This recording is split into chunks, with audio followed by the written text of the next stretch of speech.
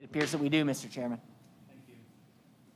First order, I'll call this order. First order of business is approval of minutes from the May 18, 2021 meeting. Have a motion to approve? So moved. Motion and a second. Second. All in favor? Unanimous. Mr. Chairman, our IT guy's telling us you guys got to hit your mics. That green light's got to be on one tap. If you're speaking, the green light needs to be on. You can hit it off, but we need the mics on to pick up the audio for the live feed. Okay. Up is on. Guys might just want to leave them all on up there. All right, thanks, Steve. So tonight, the next order of business is public hearings, which we have 3.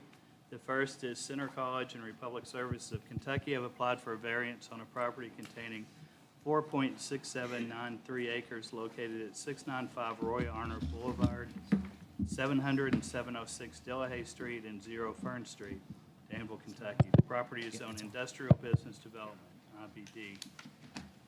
The next 2 are both Parker's Place LLC and Control Wiring Solutions and Services. The first, they have applied for a CUP on a property containing 2.162 acres located at 1845 Harrodsburg Road, Danville, Kentucky. The property is zoned agricultural. Their second is for a variance on a property containing 2.162 acres located at 1845 Harrodsburg Road, Danville, Kentucky. The property is zoned agricultural. So we'll do center first, but kind of the way tonight is going to work. On each hearing, we will hear the staff report first. We'll hear from the applicant's supporters from the opposition. Then we'll hear the applicant's rebuttal. And once everyone's had a chance to be heard, we'll declare the meeting closed. We'll deliberate, take motions, and vote. So, Mr. Hunter, would you like to present the first hearing, please? All righty. And since we've been in COVID so long, I've been doing all our live, In respect to the first hearing, You're on. yes. With respect to the first hearing, I have been associated with the college for several years, and I choose to recuse myself from this item of business. Okay, thank you. We'll make sure to get you back in the room for the next 2. Okay. No, he'll be back. So again, it's good to be out of COVID. We're back having a live meeting. Who would have guessed we'd have drawn a crowd like this? But there you go.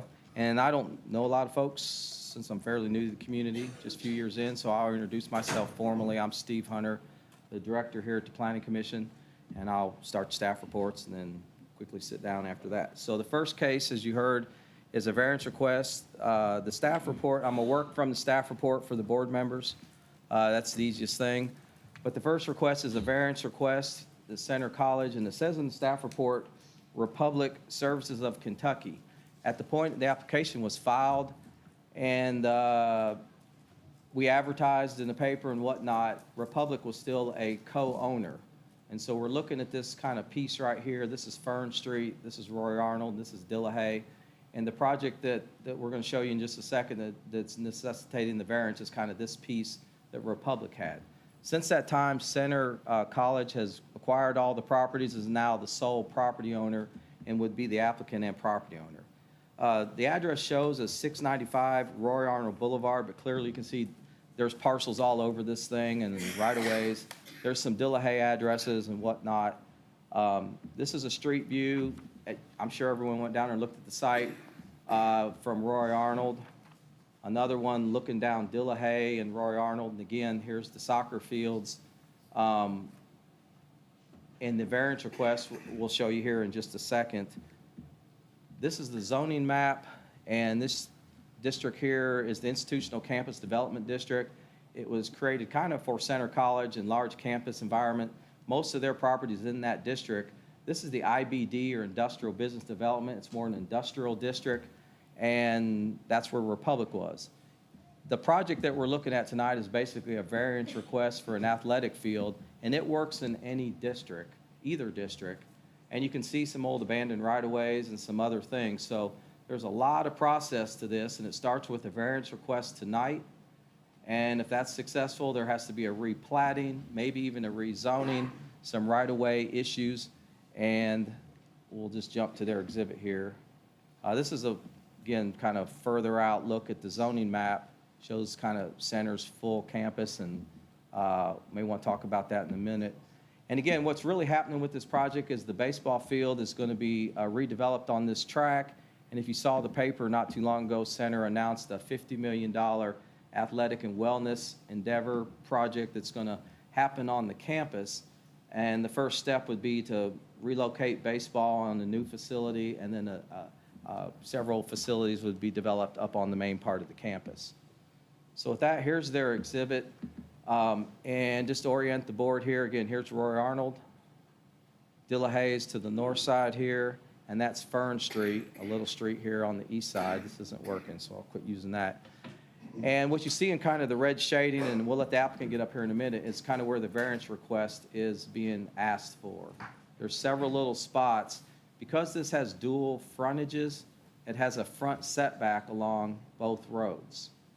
Leay that you see right here is being proposed to be closed, and that's something that the applicant's working out with the city of Danville. It's not really party to this variance, except the exhibit shows kind of the master plan here for the ballpark. And the outfield wall, you can see some of this gets into that 25-foot building setback.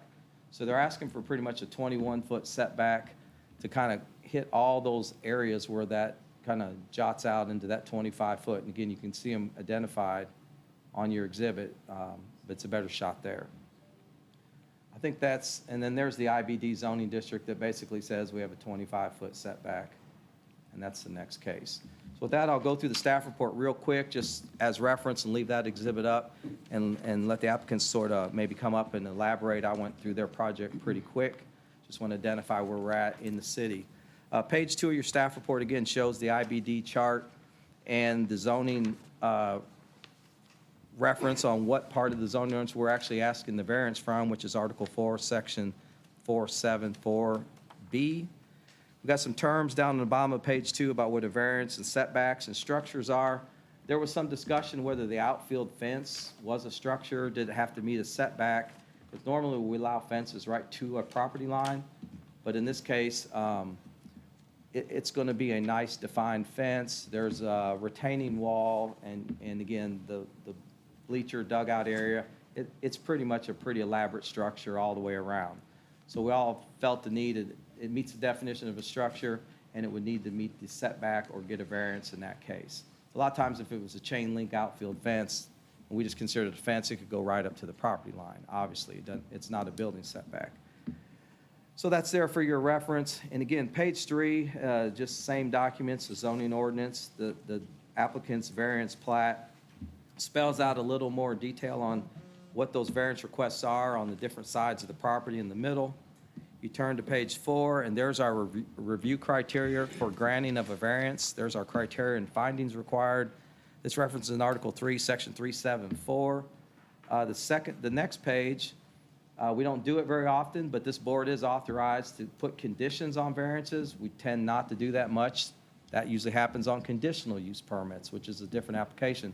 But the zoning ordinance gives you all the authority to impose conditions if you saw fit on a variance application.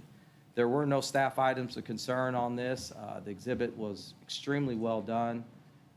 And I've said this to a couple folks, and the folks from Carmen are here. We're just not, playing to them. This is probably one of the best variance exhibits I've ever seen done. We get them in all forms and fashions, but that red shading and how they described for you guys where those variance pieces hit, I think that was well done to visually show the board kind of where those setback lines kind of move in and out of the existing setbacks along those property lines, especially with the curvature of Roy Arnold, et cetera. And then, of course, our variance findings specifically out of the state law are at the bottom of that page. And then, as always, we have a motion page that gives the board the option one way, up or down, and kind of fill in the blank with the help of our attorney on whatever direction you guys go on in review and making a decision on this. The applicants here from Center And I think the technical folks are here, so they're here to answer any questions, but I'd be glad to answer any questions the board members may have of the staff as it relates to the variance request or the zoning setbacks, et cetera. Thank you. No questions from staff? Thanks, Steve. Is someone here to speak for the applicant? And before you start, if you would please state your name and your address, and you promise that your testimony is true and accurate to the best of your knowledge. I do. Chris Howard with Carmen, out of Lexington, Kentucky. Oh, Jefferson. So, thank you for hearing this today, Mr. Chairman. One thing on this site, one thing I wanted to make note of is really 5 different buildings. One's existing, the existing storage facility. To the south of that is a proposed hitting facility. And that is the building piece that is in the setback the most. And the reason that building is not shifted further to the east is that one thing that's not showing up on here is a sanitary sewer easement. That is a public easement that we're maintaining, and we're actually reworking the old clay pipe in that easement and redoing that sewer up and tying into the sewer on Leay. So that's the reason the building is located where it is, to maintain that easement. Other buildings that are within the setback in a minor way, you've got the press box behind home plate, a little bit of the right baseline dugout, the first base dugout is in the easement. And then from there, it's all retaining walls and fencing. A little bit on the right field side, far right field. In the outfield there, that is a bullpen. And then the largest portion, obviously, is in center field there. And as you all well know, this site slopes pretty drastically south to north. And so that's the reason for the retaining wall. But if you have any questions from me regarding this plan, I'd be happy to answer those as best I can. Thank you. Any questions? Is there anyone else to speak for the applicant? And as before, if you'll please state your name and address and promise that your testimony is true and accurate to the best of your knowledge. Thank you very much. My name is Jamie Leahy, and I live here in Danville at 113 Berwick Drive. I work for Center College, and I do so promise, as you asked. Happy to be here on behalf of Center College, the applicant here. And I won't take up much of your time unless you have questions for me, but I will say thank you for your consideration of this. We are excited about this project. Excited to put a tournament quality baseball field down there, which requires the dimensions that we're looking for and requires the encroachments that we're looking for there. So we ask you to approve this and let us build the high quality tournament quality and dimension field that we want to put there. We think it'd be a nice community asset and will enable us, if we do it the right dimensions and we do it high quality, to bring tournaments, college, and perhaps even high school tournaments here. We're looking to make this a nice community resource. We do want to do it right while we're doing it. So I'm happy to answer any questions for you. Chris, of course, is here if you have any. But again, we do appreciate your consideration. Got a question. Sir. It appears to be limited parking there. How will that affect your tournaments? Well, we are looking at this as an overall plan for how we're going to do parking. We are looking at different places on our campus we can repurpose for parking. We do have some properties on Grant Street and College Street that we are looking for that. We're very much aware of that need, but this is part of a project, and the overall project, we are looking at how we can put parking in different places and not have that affect traffic patterns and have more and more cars in lots of different places. You're right. That is something we have to attend to, and we are doing that. Thank you. Any other questions from the board? I'm wondering about seating, how many seats for spectators? I'm not sure. Chris, do you know? Do not know. I don't see any. I mean, No, There are bleachers planned in there. those are. Okay, all right. I'm sorry, I don't know how many seats. It's not a lot. Yeah, there are not a lot of seats. It's a kind of intimate Small tournaments. But there is lawn seating in the area that's got the two X's in it. It's part of also a viewing platform up there for tent area for seating. Obviously, bring your own seat in those areas. But there's lawn seating both third base and first base. Sir?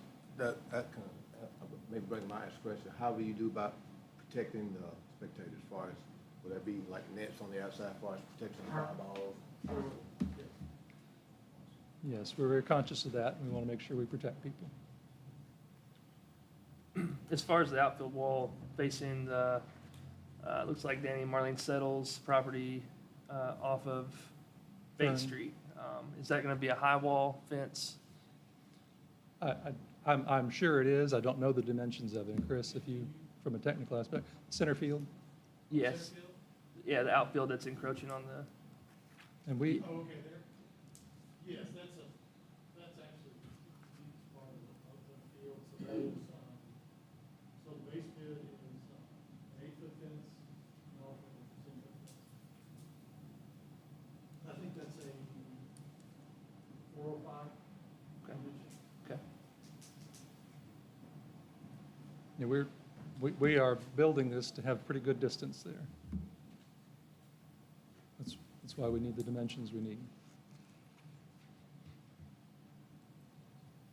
More questions? Thank you. Thank you all. Thanks. Is there anyone else to speak in support?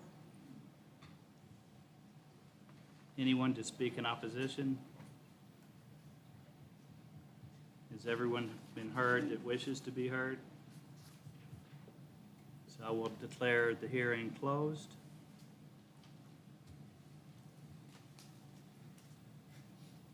Board, do we have a motion or any deliberation?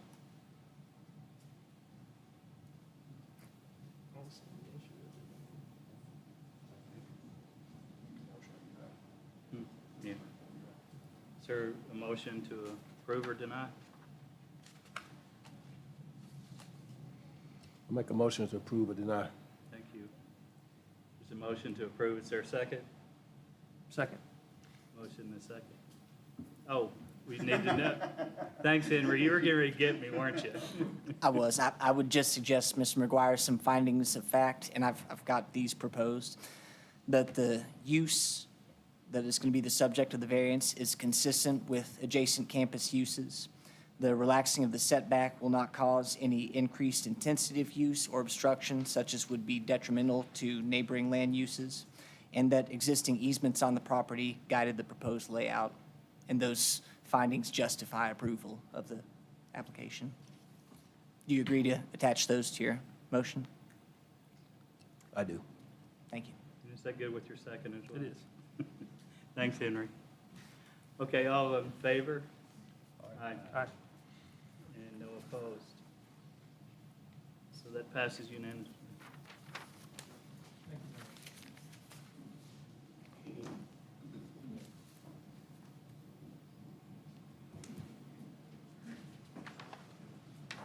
All right. So I guess we're ready. You can get me. We're ready for the next couple cases, I guess? Yes, please. All righty. Want to go grab Preston? Or, there he is. Wait for our board member to attend.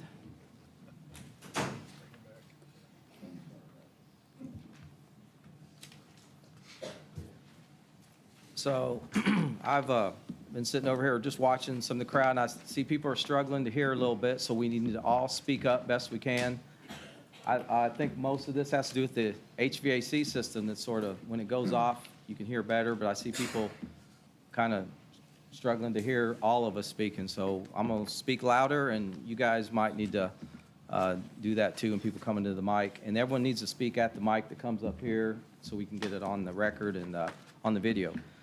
So you heard we have two applications now. The staff report is a combined staff report because it's a conditional use request and a variance request, and I'll explain that in just a second. So it's two applications, which will require two motions, but I did a combined staff report because a lot of the information is repetitive, and it's all kind of in the report. And I'll I'll work through the staff report, but I'll point out some exhibits as we go. So the first exhibit you see is interesting. It's off the PVA's website, and depending on what aerials you pull, what off Google, or we like to use the PVA or our map because obviously it shows property lines. This was a recently platted property, and you can see at a point where it was under construction in a nice clean aerial. And the Bull County PVA is now flying aerials every couple years, and we're getting good shots before the leaves get on the trees. And of course, we have the new current property lines on when we can. Not all the shots we get show the buildings like on the last case, depending if it's Google or whatnot. So page 1 of the staff report's important to note a couple things here. The applicant is Parker's Place, care of Wendy Howard. The property owner is 2 property owners. It's Parker's Place and Controlled Wiring Solutions Services Group, Inc., and I'll point that out. So here's a shot zoomed out. So Ms. Howard, Parker's Place, this is a separate lot than Controlled Wiring, which owns 40-some acres. It kind of goes over onto the 127 and kind of meanders around and comes down this way. So we're actually dealing with 2 property owners. They are related, and they're both here. And at some point, you see the property size on page 1 says 2.162 acres. And we'll come back on the slides here in a minute. But what that relates to is the actual conditional use request, which is in the technical exhibit that AGE Engineering did, and that's outlined in this red box right here. So that's the 2.162 acres. The current size of Parker's Place is smaller than that, a tad bit over an acre or so. And so at this point, the applicant is Parker's Place and Controlled Wiring, a portion of that property, and the CUP proposed boundary is that in red, and we'll come back to that in just a second. A couple more slides I'll just point out before we start getting into the technical parts of staff report. This shows some of the neighbors around here, neighbor to the north, east, church. Zoom out a little further, you see a neighborhood, Argyle, here to the south, vacant piece of property over here that fronts the new road, railroad track, et cetera, just a different shot. There's actual zoning map, and that, again, our map is housed by the Bluegrass ad, and you can see the parcel lines aren't even current because that lot's not shown, that property's not shown, and that's a 2018 exhibit. That does show the floodplain, which is interesting. That's the FEMA flood zone. And there's 2 different zones in here, but basically that shows on the property which part of the flood area. It shows the neighborhood to the south zone single family. All of this area is zoned agriculture, and this is RM2, which allows single family or duplex, but was restricted through a court case to be single family on one side of the road and duplex on the other. That's the different zoning districts that you visually are seeing in that shot, just a handful of them. As you know, we have 12 or 13. Again, this is the exhibit the applicant put forward, what we call our conditional use plat and zoning plat. It's going to be hard to see these numbers, but you've got them all in your packet. Shows the floodplain. Again, there's the 2 different flood zones that show up on there. This is the 100-year flood, and this is a different flood zone. This shows the proposal. This is the existing building, existing driveway, and this shows the proposed building here to the south. And everything's kind of on that exhibit. It's really busy with all the property lines, the setbacks, the distances, the utilities, et cetera. And we'll kind of break some of that down here in just a second. And that's kind of really page 1 of the staff report. I want to get into a couple things. It started on page 2 to deal with the zoning ordinance, but this chart is interesting. This is our agriculture district in the zoning ordinance, and really none of these items are really relevant in this case because the existing building is already built. And the current building, the only real standard that you see here is a front setback, but there's other rules in the zoning ordinance that deal with a commercial kennel, and that's what necessitated the need for a variance request and a conditional use. But these base setbacks are the same whether we were putting a double wide out in the county or building a house or building a barn or building a use that's allowed in the ag district. And in this case, none of these standards need to be varied. It's the extra standard in the zoning ordinance that the variance request is part of. And I'll go to that chart next. So this is our zoning ordinance in 2000. 19 in the county, January 1, 2020 in the city. This is all a brand-new ordinance that went into effect. And this is Article 5 that we call our use chart, and it lays all the uses out in a hierarchy of about 6 pages. And then all the zoning districts kind of meander across the top. And then you see either blanks, Ps, or Cs. A blank means you can't do the use. A C means it needs a conditional use to move forward. An asterisk means there's other rules further into that chapter. And in this case, the property that's under consideration is zoned ag. And there's the use is under the heading of retail sales and service. So it is a retail or commercial use that's permitted in the ag zone after first obtaining a conditional use permit. And it's in the category of animal hospital, kennel, or veterinarian clinic. And as you move across the chart, you can see then it's not allowed in certain areas. It becomes a permitted by right. You move in ready in certain districts, conditional. Again, all the uses are done that way. Won't belabor that. But that's the use chart that we currently are under. And I'm going to have to explain a few things on why we are where we are today, and I just want to walk you through this. These are the definition in Article 2. These are not in your packet, but this is what our definition of a commercial kennel is. And this is a non-commercial kennel. I want to back up a couple years because before this ordinance was amended in 2019, we didn't have a definition of a commercial kennel or non. We just had kennel, just one word, kennel. And that means something. Now we clearly show what a commercial kennel is in a non-commercial, because commercial kennels are basically, as it shows, it's an establishment where dogs or other domesticated animals are groomed, bred, boarded, trained, or sold. The old ordinance maybe had a number, like if you had 5 dogs, you were good, and the 6th dog, you're a kennel. But we had people that were breeding dogs that had 2 dogs, or were grooming dogs that had no dogs. So the new ordinance split the use on commercial activity, or pretty much what regular people do, which is keep dogs and cats and whatever else in a non-commercial. So if I have 9 dogs, but I'm not in a commercial-related business, the Planning Commission is not in the business of regulating non-commercial activities on a farm or residential property. But if there's a commercial endeavor, we don't care what the number is. It has to fall in line then with the chart and be in the right zoning district. So this is a commercial kennel, and it went in 2019. There's been a lot of confusion. I've had a lot of calls about how the kennel got there, and I want to just point that out real quick, and then I'll back up to another chart. And I apologize about this highlighter. I should have known this. When you highlight something in the old ordinance and then convert it to a PDF, somehow the words go away. But if, I did this other version and it worked out just fine. So in the new ordinance, so I don't know what PDF's doing. But you have to trust me here, the word kennel was right here. And this said agriculture right here.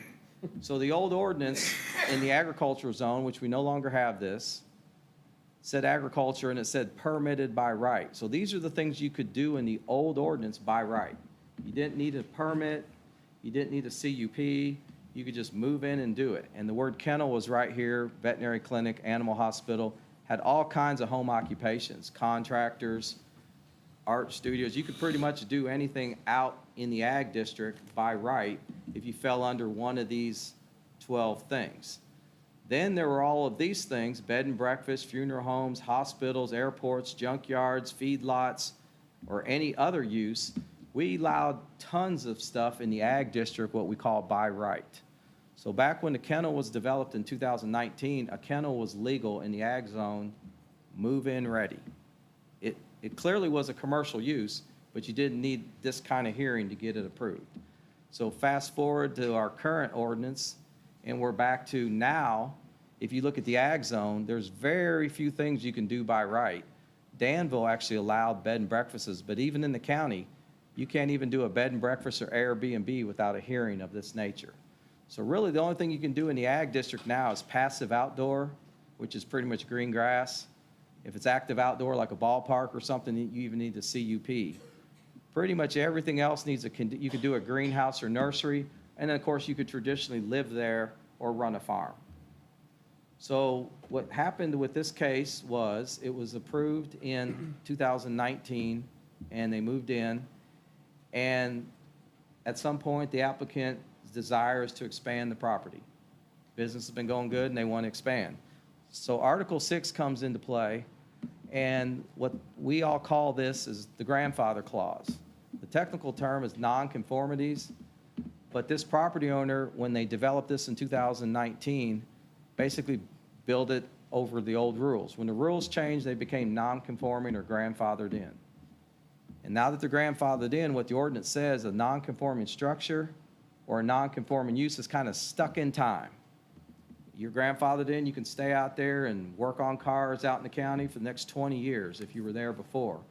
But it says right here, if anything's ever expanded or is going to occupy a bigger area or footprint or move to another part, you have to come into compliance with all the current rules. So to expand and to propose to expand this property, the applicant had to basically file a conditional use permit because it's now required. And then in addition to that, under the retail sales and service category in Article 5, again, this explains what retail is, what it can be. There's lots of example of what retail is, and they all can go in different places in the hierarchy of zoning. But we wrote in 2019, because we had an animal situation out on Perryville Road that was a problem with a kennel. They tried to zone change, it didn't work out, and we knew at that time that we were going to have to develop a standard to deal with commercial kennels on a large scale because we had some problems around some neighborhoods. So we wrote this standard in the new ordinance, but again, it wasn't there when this applicant developed, and we said an animal hospital, commercial kennel, or veterinary clinic now has to get a conditional use permit and has a 500-foot setback from any residential use or district. So that's a new law that went into effect in late 2019. In Danville, January 1 of 2020. The county and city adopted these books at different times. Junction City and Perryville also. So we have 4 different dates when all these rules went into effect. But going back to the zoning map to just sort of put that into action here. So what that means is, where does that 500-foot setback apply? Well, this is obviously a residential zone and residential use. This is neither. This is neither. This is neither. This is just ag. So that 500 setback, this is, even though this is zoned ag, it's a residential property. So that new 500-foot rule affects this property, and in this case, this direction, kind of this way. So now there's a 500-foot rule, and in these ways, but it does not apply to the church or just raw agriculture property. So that gets back to this exhibit, and it's pretty busy, and I'll try to walk you guys through it. But before we do that, I want to turn to page 4 of the staff report and outline something else, some for the crowd and some for you guys, but you know this. A conditional use permit is exactly as it sounds. It's conditional. We're not changing the zoning. We're granting an authority for a use in a conditional fashion, keeping the base zoning there. And a conditional use, just like it sounds, has conditions. And the applicant typically puts forward a draft set of conditions. You guys then may wordsmith those. You might add others. Neighbors may get up and say, I'd like to see condition number 9 or 10 or 11. But here are the 8 conditions on page 4 of your staff report that the applicant put forward with their application. And I'll read those for you guys. Number 1 says the applicant agrees that the use in the property would be limited to a commercial kennel as defined by Article 2 of the zoning ordinance. Number 2 says the applicant agrees to provide no more than 25% lot coverage throughout the property. That's important because the zoning district itself only allows that much coverage. If you wanted to develop more blacktop, more building, more rooftop, you actually need to get in a commercial zone to start to cover up that lot. So in the ag zone, even for the church that's next door, the ag district has a 25% lot coverage. So at some point, if the church wanted to grow bigger, they might either have to get a variance or they might have to go to a commercial zone. So that condition number 2 was out of necessity based on the zoning district we're in. Number 3 says no new building or structure will be installed within 100 feet of any adjacent property line. And there's the proposed building, and you can see it's further away from that. The existing building here is about 100 foot this way, 55 here, 71 here. So obviously the other building that's there is closer than that, but this condition just applies the way the applicant wrote it to just new buildings. So what they're saying is any new building will never be closer than 100 foot from any adjacent property line. So that would be this structure right here. And it's about 400 feet this way, 100 and some feet this way, and obviously 158 feet on this direction. Number 4 is a building cap, and it says the applicant agrees that the total building square footage would not exceed 15,000 square feet or 2 stories.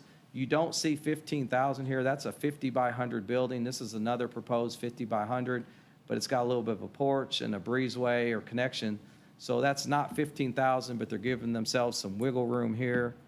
And that's kind of more in that 11, 12 range in the building that you see conceptually here, but their condition is 15,000 is what they wanted to use as a solid building cap for the future. 5 deals with signage, just making sure whatever signage goes out there is of some size and scale, and that's what number 5 is committing to. 6 is basically dealing with the driveway access point. That access point's already been approved by KDOT in the original application or permit, and what they're committing to is they'll never have more than 1 driveway. Without a condition like that, if something's approved down the road, they could come in and cut a 2nd driveway or 3rd. There's a ton of frontage here, or go out a different direction. This condition pretty much says we're going to stick with the driveway that is on the property, and that location, again, was approved and put in that exact location by a permanent engineer out of Lexington. 7 is a little complicated, and 8, and we're going to let the applicant maybe get up here and explain some of that. 7 says the applicant agrees to no outdoor overnight dog run shall be developed. And 8 says applicant agrees no additional outdoor play areas or yards will be developed. Had some questions about that, and what the applicant is proposing is there's already a building and there's already outdoor play areas. What the applicant is saying with these two is there will be no new play areas. Anything that happens in this building will have to jointly use the existing outdoor play areas.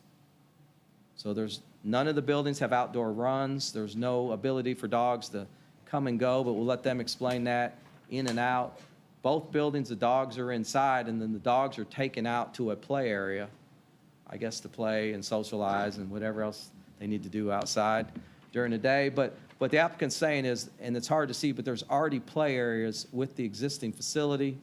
If this building's developed, and this will be more of a daycare style facility, then those dogs will go utilize and jointly share those other play areas. So 7-8 is basically saying what's out there now will never be any more play area than that. And that's what 7 and 8 is saying. And then turning to your staff report again, this exhibit's next, and I want to walk you through some of these numbers. Be very specific. So the existing building today, and we need to be clear, what we're approving with the variance or discussing and talking about is the new building. What's there is already grandfathered in. It's not part of the variance request. It is part of the conditional use discussion, but it's already there, and it can stay there as long as it needs to stay there. What we're approving is all the expansion stuff, if you guys see fit. So I want to give you these numbers so you know what all these setbacks are of all these buildings. So the old building here is approximately 56 feet from Mr. Hinkle's property here to the north, who's the closest residential property owner in this location. The building's a little offset here. You can see it's about 72 feet in this area. It's approximately 100 feet from the old building back this way. And then the new building is approximately 158 feet right here to this property line. It's 125 feet here, and it's approximately 400 feet from the furthest or closest adjacent neighbor, which is in this location right here, that's residential. Those numbers are important because that 500-foot setback deals with all those numbers. So the applicant either had to make this meet a 500-foot setback, or they had to ask for a variance. So they're asking for a variance of the 500-foot requirement in this area and in this area. So you can look at the variance 2 ways. It's either a 100-foot variance request on the south side and a 342 on the north, or you just say it's a 342 all the way around and it catches all sides like we just did on the Center College variance. You can use one number and extrapolate that it then can meet all sides. But what you see on this exhibit, again, that's about, from this corner of the building here, is about 400 feet, 398 and some change, 158 here, And of course, it's meeting the 50-foot setback that's in the zoning ordinance already. It meets that. This is not residential property. This is not residential property. This is not residential property. It's way further away in any of these areas than the 500. The spot it gets really close, or it can't meet the 500 is right there, between those two property lines right there. All that's on that real busy exhibit that AGE did, and I'll just leave it at that, and the applicant can take it from there. Getting into the technical stuff, and I'll wind down and let folks get up here and talk, because I think we've gone through most of this. Page 6 are the criteria for a conditional use permit. They're different than the variance that you just did before. Page 6 outlines our review criteria in Article 3, our findings requirement in Article 3, and then the variance requirements that you just discussed in the prior case are outlined on the bottom of 6, top of 7, the conditions options you guys can do on variance, bottom of 7, and then the variance conditions and findings are outlined and what's required in the state law on page 8 of your staff report. The staff items of concern say none, and I've had a few questions about why there were no staff items of concern. Well, in this case, it's kind of a unique case. If this was a brand-new development under conditional use, we probably would have wanted to talk about access or sewer connection or those kind of things. But in this case, the facility's already developed, the access is already there, it's already connected to sanitary sewer. So the real request today is a variance and an expansion under the grandfather clause, and that's not really a staff item concern, that's more a fact-finding exercise this board's going to have to kind of wander through to figure out where the evidence lies on both sides. So, you know, the technical things we're always looking at, as you guys know, are drainage, parking, access, things of that nature, and the facilities are developed in all those components. So for that reason, there was no real staff items of concern. Everything else is a judgment call based on the findings that you guys, after you hear all this evidence. And again, our cookie cutter motions are on page 9 and 10 and again, this would take two different actions because there's this conditional use request and a variance request that are connected somewhat at the hip because of the zoning ordinance requirement that you would need both in this situation to locate the building in this general area. So with that, I'll be glad to answer any questions of the board.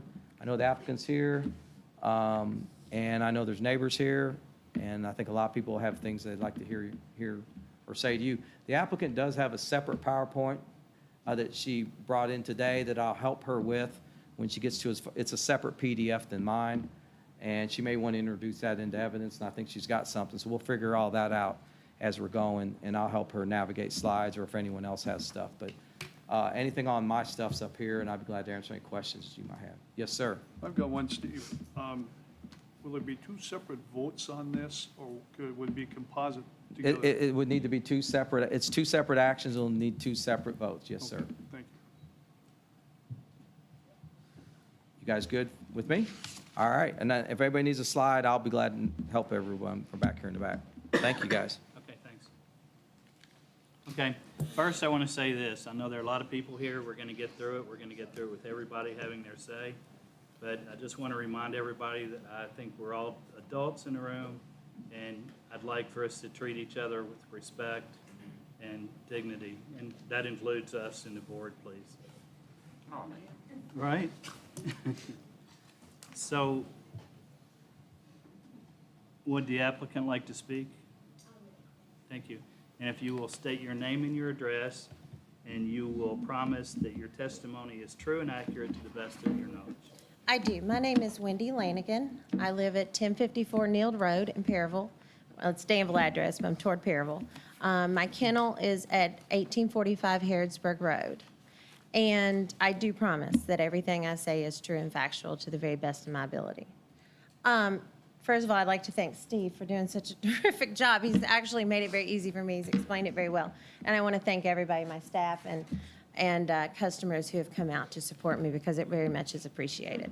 I'm not a regular public speaker, so I work with dogs. And I'm thankful I do. I would like to flip, if I may, just through these pictures for just a moment because I think it sets in real time kind of where we are. So I'm standing actually out in lane of the road, that's Harrodsburg Road, which turns into Maple at the railroad bridge at Argyle. And so I'm looking north. And then if we may flip to the next slide. I'm sorry, go back one if you don't mind. Go back one more. Okay, and this is the exact same position I'm in. I just turned south. So that is headed towards Main Street. So as you can see, it's a very nice straight stretch. The entrance, as was already mentioned, was approved from the State Department when we were in the development of the kennel of where to put it.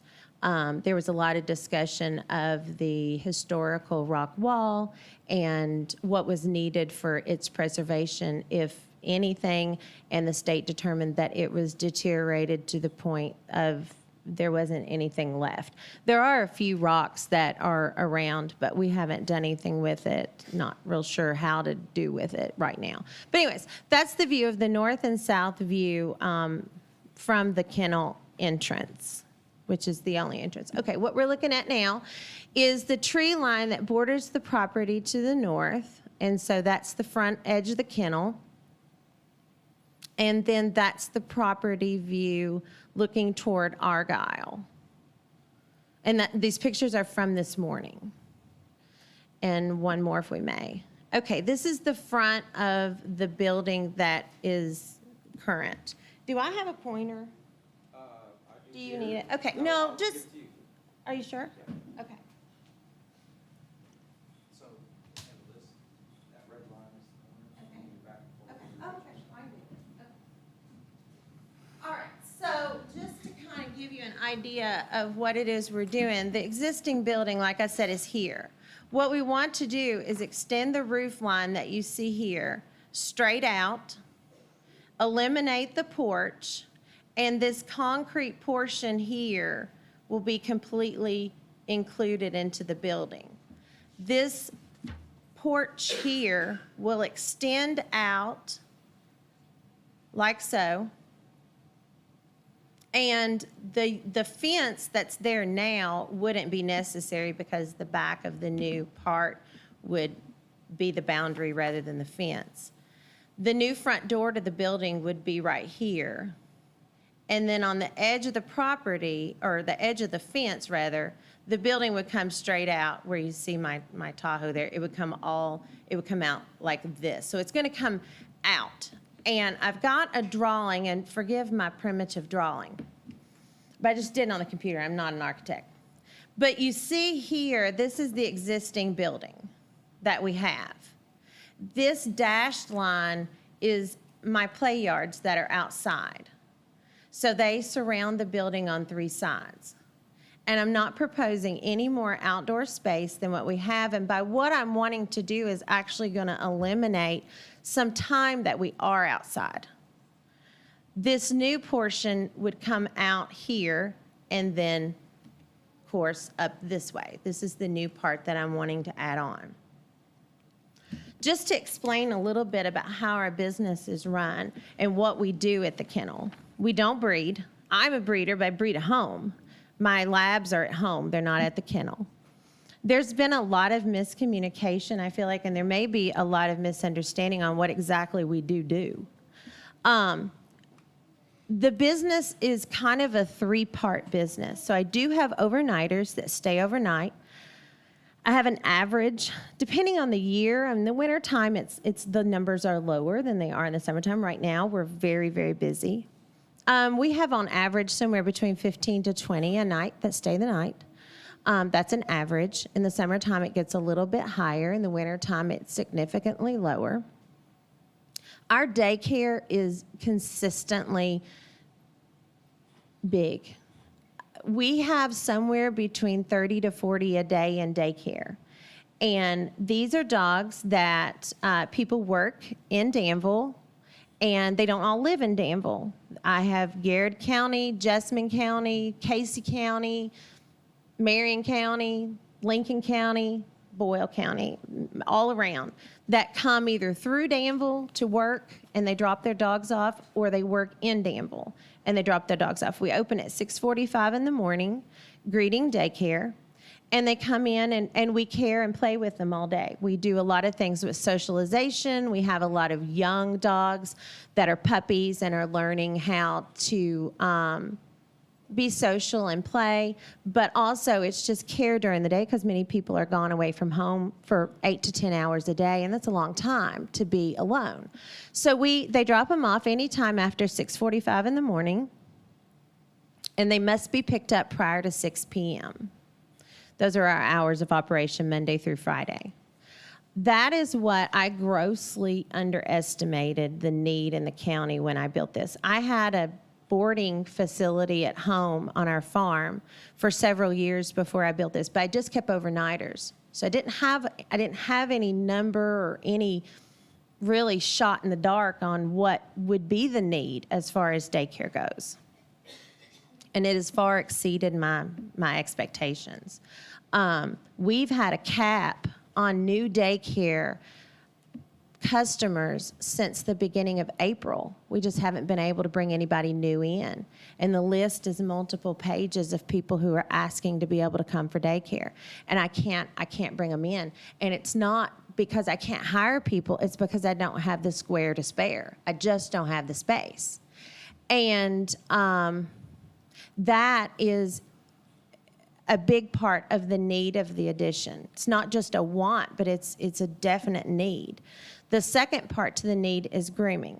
Connie McGurr is my groomer. She's phenomenal, and she's worked in Danville for 30 years.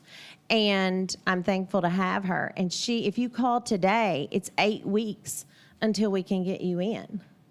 And so what we're wanting to do is expand grooming as well as daycare. And she's going to take on the grooming responsibility entirely and have groomers that work under her and expand that grooming piece. So the expansion that I'm wanting to do, I think, should be clear that it's not an impact on many of the concerns that I think are relevant. The expansion would involve daycare and grooming, all of which come in daily and leave daily. Doesn't have anything to do with overnighters. Hence is why I don't need any more play yards. Daycare, the way daycare is structured, it's not ideal for daycare to be outside. Because if you drop your dog off, you want to pick your dog up in the exact same condition, if not better, than the way you dropped him off. So to play outside is not ideal. Kentucky has every season, and I'm not sure how many we have, but it feels like more than 4. And it's not ideal to play outside. Right now, we're forced to because our space inside is not big enough. But the indoor play area, which is the new building here, would eliminate a lot of the outdoor time that we spend right now because we're limited in space. So ideally, the outdoor yards are used for potty breaks. That's the ideal usage. Dogs that come to daycare and dogs that come to my kennel are not dogs that sleep on their front porch. It's not because those aren't welcome. It's because you're just not going to pay that. Your dog's going to lay on the porch and you're going to go to work. You just don't pay for that.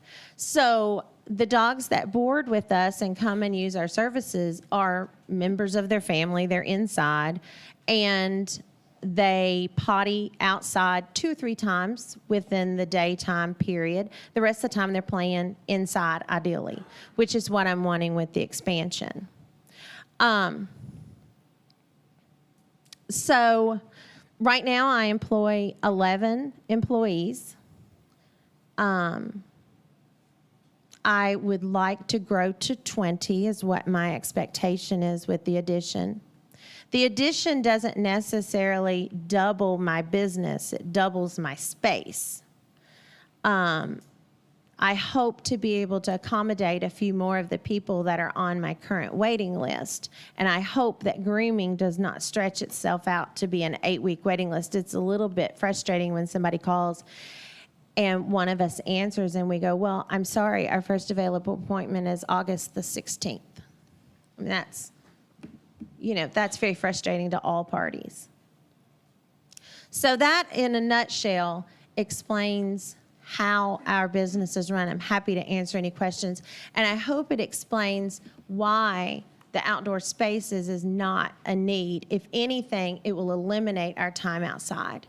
Right now, we're having to play outside because our inside space is too crowded, whereas that's not ideal. In a kennel, if you spent any time with us at all, you would understand that dirty dog is yucky, and the dirt's outside. The dirt's not inside. The kennel's very, very clean.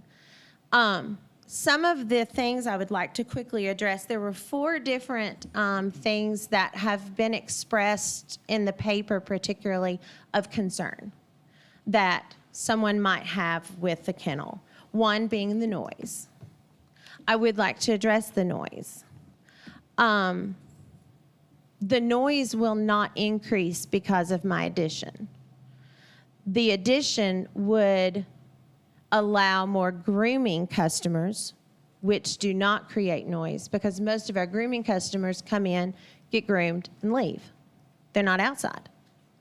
They're also never alone because they're always with the handler or they're with the groomer. Daycare wouldn't create any more noise because it is ideal that they're inside, not outside. So right now, in the 6 yards that I have 6 different privacy fenced-in yards. There's anywhere between 1 to 5 dogs in the yard at any one given time. We have no more than 6 in a group at any one given time. That's safety. And that's not like a rule, that's just my rule. So we often have 1 dog in a yard because maybe that dog is just not someone that we feel comfortable putting it with another dog that doesn't know. So you might say there's 15 dogs in 6 yards at one time. There wouldn't be any more than that in the yards, even after the expansion, because that is only for a potty break. I read also that there was concern about smell. Our outdoor yards are picked up daily. My staff is here with me. They can agree that they pick up tremendous amounts, and we dispose of it correctly and properly. There is no odor coming from our outdoor yards. The indoor kennel, if there are accidents, which are rare, that is picked up, because these are inside dogs, again, that we're talking about. It's picked up, disposed of, just like it would if you were walking in the street or walking downtown Main Street. You pick up and you dispose of it correctly. And then we have veterinarian grade cleaning systems that we use. It goes through the city sewer, just like any restroom facility does. Another piece that I read that was an interest of concern was the entrance, safety of the entrance. I think that's a moot point. That it was addressed by the state, and the state approved it, and it's a straight stretch, as you've seen, and there's plenty of room to be able to see when you're pulling out and what you're doing. Probably one of the straightest stretches on Harrodsburg Road is right in front of my kennel. There's quite a ways there to be able to judge distance, and it's very clear. So I'm happy to answer any questions that anybody might have at this point, or any clarity to anything that I've kind of felt like I've rattled on about. Sure. I guess it's kind of got to do with my own personal want to know. I heard you say like some of the people were worried about the smell. You said to pick that up. Well, what do you do about urine? Because you can't pick that up. Is there something that you put on to keep the urine smell? The yards are gravelled. One of the yards is a grass yard. The other 3 are gravelled. I have visited several facilities because when I first built the facility, I wanted to do turf. And I've visited some places in Lexington and some rescue facilities around that have turf, and I've changed my mind. Turf actually has worse odor than anything.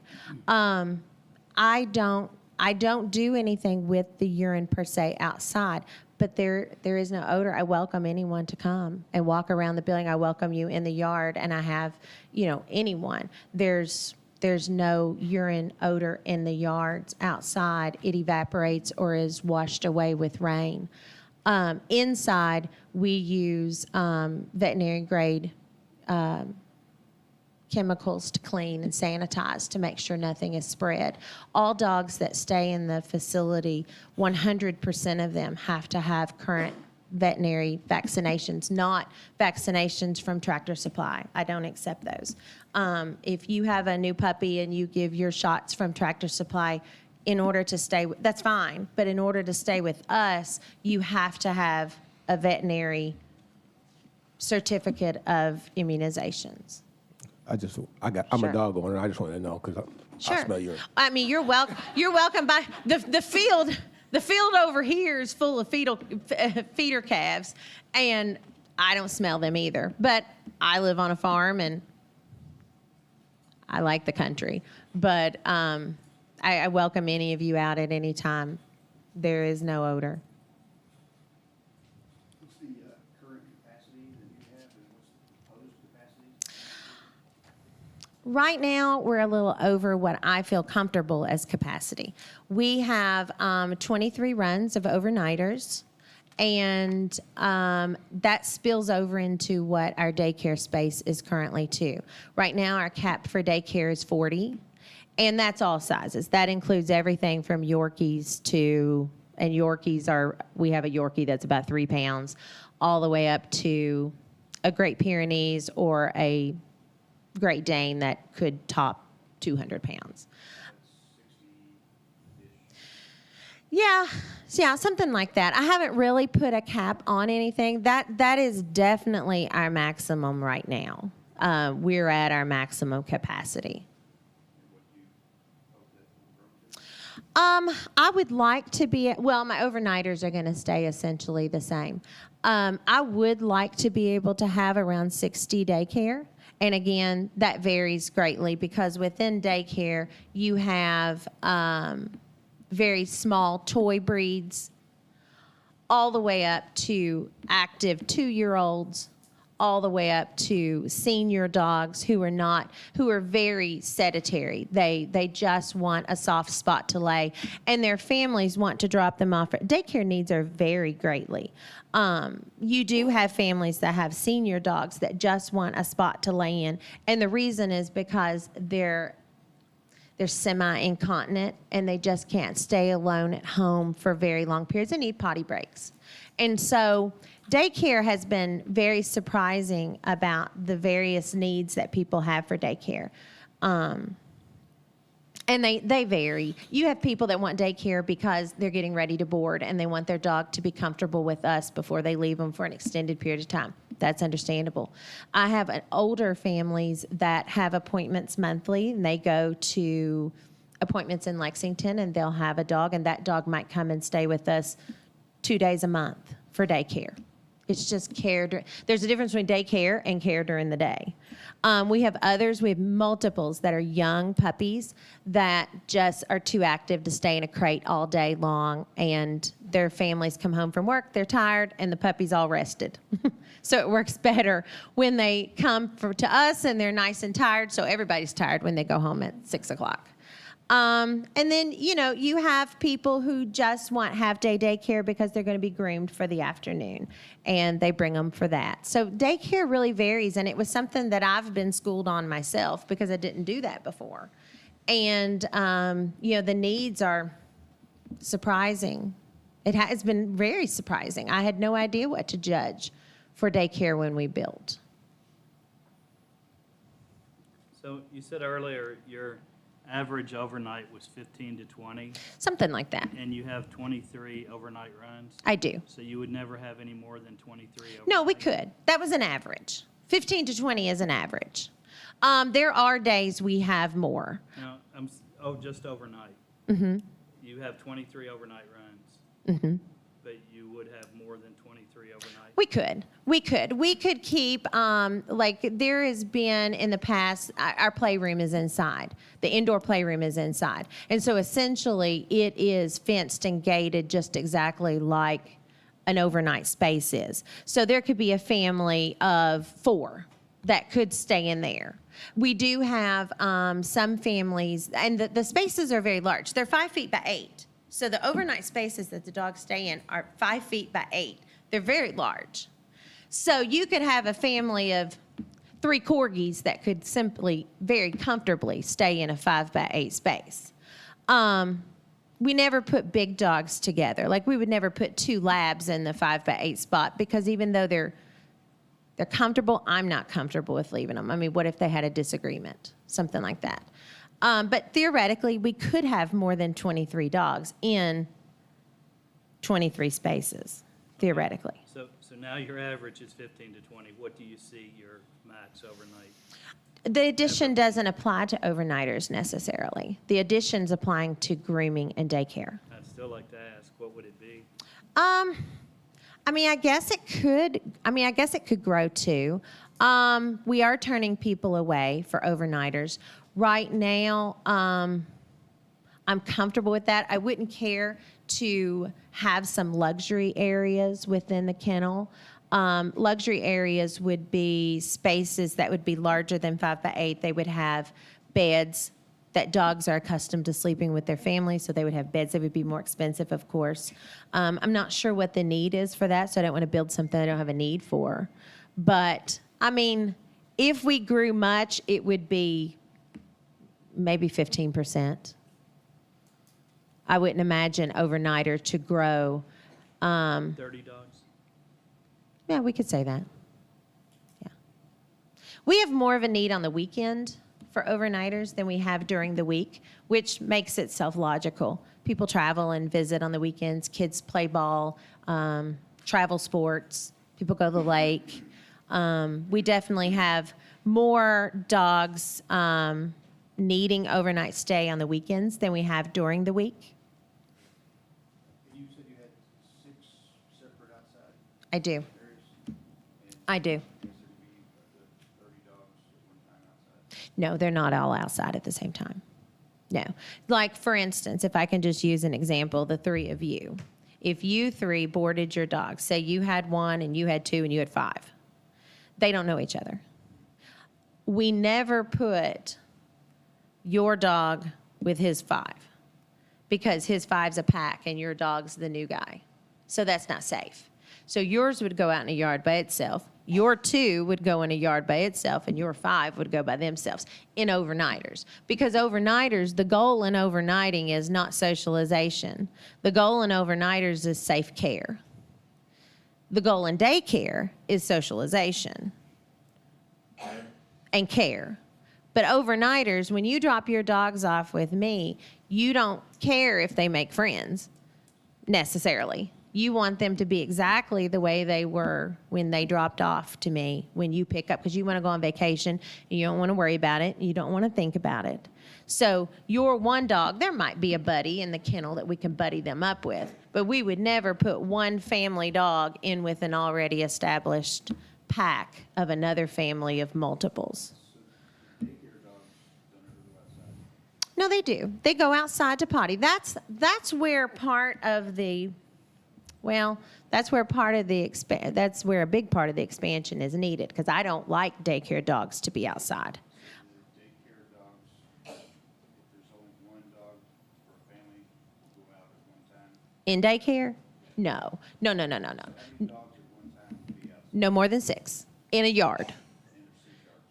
There's 6 yards, but there's never groups of 6 and 6 and 6 and 6. Like, it's never like that. I can comfortably say that would never be the case. Yeah, we have never had 36 dogs outside at one time. Never. Yeah. It's just not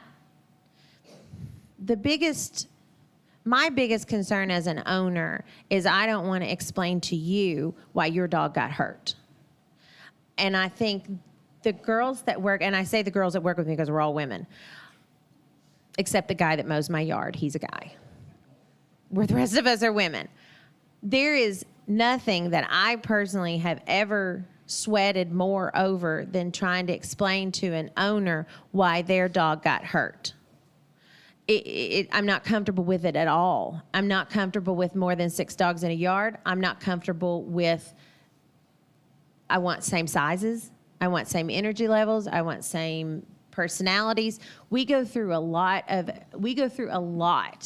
of discussions and time spent with the dogs to learn personalities.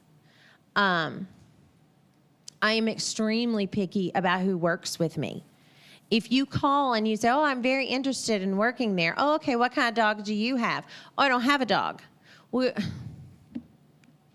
I mean, I appreciate that, but I can't spend, I need people who know dogs. Most of us personally have a pack of our own at home and have worked with animal care either as vet techs or in rescue situations for many years. My own children have worked with, I have adult children, they work with me. I have 7 dogs of my own and I've been a breeder for multiple years. It's not something that you just decide. We don't pet puppies all day, is what I'm trying to say. And that would be great, but we just don't. It's dirty. It's at times can be dangerous. Daycare, we don't take aggression. I try not to take aggression in any avenue of it. But daycare, we don't take aggression. We require meet and greets for certain breeds. And I don't want to ruin somebody's vacation when they come in and they have a dog that's not going to be agreeable with us handling. If we can't handle your dog can't stay. I'm not hungry enough to get bit intentionally. And I don't want any of the girls that work with me bit. So I try to make it my goal to keep 100% family pets. That's what I like. That's what I enjoy. I'm in a very fortunate position where I work because I want to work. And I love my kennel, and I love the project, and I love the way that it has grown, and it has blessed many people in the community. And I have people from brass band that have heard about me that have reservations, and center graduation people, and wedding venue people, and people from out of town, and they drive through from Russell Springs and go into Lexington at the airport, and they board with me. I have families from Independence that drive all the way down. They could easily have a facility in Louisville or in Cincinnati, I'm sure, that they could use, but they come to me, and I appreciate that. So we take a lot of stress and pains on having the right animals with us, and we do turn people away. So what's your best guess of how many dogs, the maximum number that are outdoor at any one time now? Oh, at any one time, maximum number outdoor. And combined all 6 runs, total outdoor dogs. Any number of dogs that would be outdoor at any one given time. I would say in all 6 yards, there would be no more than 12 or 15 at any one given time in 6 yards. Yeah, I can comfortably say that. Would you all agree? And how will that change? That won't. So that won't change at all? No. No, I can't imagine. And I would say that that's an exaggerated number. I would say on average, we have less than that. You all help me with that because I've never stood out there and actually counted how many's out there. We might have a yard of 5 or 6, and then we might have a yard of 1, and then a yard of 2. I can comfortably say there would be no more than 12 or 15 at any one given time, ever, regardless of the expansion. Okay. This will probably be my last question. But from what I've gathered, from what I've asked, right now you have about 30 dogs overnight. You want an increase of 10. Right now there are about 60 dogs in daycare. It'll be an increase of 100. No, I'm not meaning to interrupt, but I'm only expanding my building. I'm not really, my building is what I need expanded for even the number I currently have. Okay. I guess I misunderstood when I asked how many do you have now and how many do you hope to have? But the expansion is needed for the number I currently have. Okay. But with the expansion, it would increase to the one you mentioned? I would imagine it would, particularly with grooming and daycare. Okay.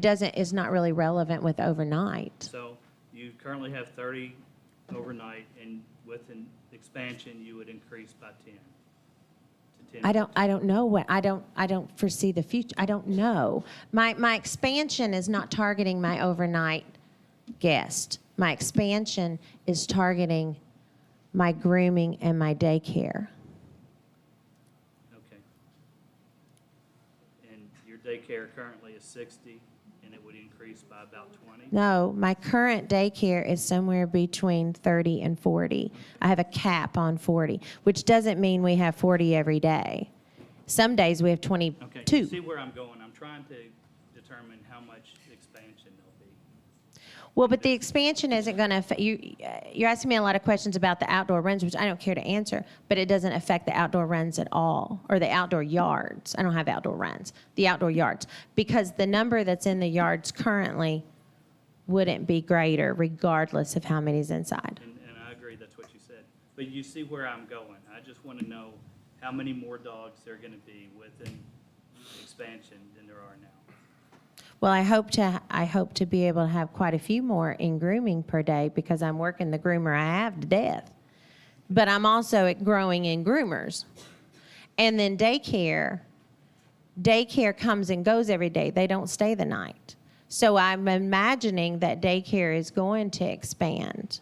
But that doesn't, the expansion of the building allows for us to be inside versus outside, which I don't want to be because that's where they get dirty and sweaty and gross. And then we have to give baths that we don't want to You're give. answering my questions, and I Sure. appreciate it, but I hope you know where I'm going and why I'm asking. Well, I'm trying to, yeah, Okay. yeah. I got confused for a moment. Sure. The daycare dogs do or do not go outside? They do. They go outside 2 to 3 times a day is ideal. Right now, they go outside more because we're limited in space. But once we have the expansion, they'll have a morning potty break, an afternoon potty break, and then a potty break before they go home. They don't play, the expansion will allow for them not to have to play outside. They will just go out for 10, 15-minute intervals for a potty break. So if the number of animals in daycare increases, the number of animals outdoor will increase. Not at any one given time, if that makes sense. Not The course of the day, though, over the course of the day. But there's that same number is probably out there now because we have limited space inside. I don't mean to be confusing. Mrs. Lanigan, I Yes. think this gets to Chairman Coomer's question. I had you written down as saying you can have up to 40. That's your cap of daycare right now. Right. And that maybe you hoped with expansion to have up to 60? Yes. Was that the change for Yes. daycare? Okay. Yes. Regardless, inside, outside, that's the daycare change? Yes, that would be a reasonable goal. Okay. I have a couple follow-up questions for you. How many grooming customers per week are you hoping to add? Visits? Well, we're hoping to add groomers. Right. So we're hoping to add, I don't know, we haven't really put down a number. It depends on the applicants that we have and the quality in which they are. I mean, you can sit here and hope to have 5, but it doesn't mean we would have 5 qualified people that we felt fit Right. our idea of what we want our business to be. Right. So ideally, we would like to have at least a couple to 3 more. Starting out, I mean, Connie's a 30-year groomer. She can go through them pretty quick and easy, especially if they're dogs that are accustomed to her and accustomed to us. A dog that comes in that has been groomed by Connie for 2 years, 1 year, if they come in every 6 weeks, when they come in, they know her, they know exactly what to do. It's different than a new puppy or a new dog that doesn't know her. So it's hard to put a number. I mean, it's hard to put a number on that if you can understand. Sure. We do, what do you think we do a week? You do, I don't do. What do you think you do a week? Probably 8 to 10 a day, and she'll work, well, you've worked 5 days a week, but you're trying not to. That's 4 to 5 days a week. We don't groom on the weekends. 4 to 5 days a week for the new hired groomers? Is that what you anticipate? No, they would never do 8 to 10. Oh, heavens, no. Okay. They might do 3, 4 max. There might be 3 grooms and a bath. There might be 4 customers. But see, every dog is different. If you want to groom a Dachshund, well, that takes longer to dry them than it actually does to actually do the groom. That's a toenail trim and anal gland and, a bath and ear cleaning and, they're about ready to go when they're dry. But you have a Great Pyrenees and that, or a 100-pound golden doodle, and that's a multiple stage groom throughout the day. Okay. With drop-off of animals to grooming, daycare, all these things, do you ever have situations where traffic is backed up out onto Harrodsburg Road? No, never. Do you anticipate that being a problem with your expansion? No, never. Okay. I think my last one for you is, it may have been in the pictures, I might have missed it, but could you describe any tree lines or natural buffers on the property? I can show you pictures. Those are the tree lines looking north. And that's the view looking south. And those pictures were taken on my phone today. Those are on the road. What about to just the adjacent residential properties? I'm not. Right, north and south. Okay. There's a picture on the, show the property line on the right, next one. There. Okay. So That's the property line to the north. pretty solid. All right. Yeah. Oh, yeah, it's very dense. I can't see the property on the other side. And that's the property line to the south. All right. Thank you very much. Sure. Do you do anything to control noise now, noise abatement? Well, we have 3.5 inches of closed cell spray foam insulation in the whole building. On the outside? On the outside, I have privacy fence all the way around. Are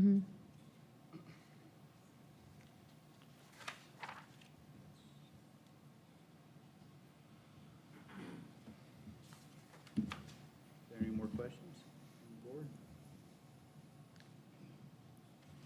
Okay, thank you. Thank you. Is there anyone here to speak in support of?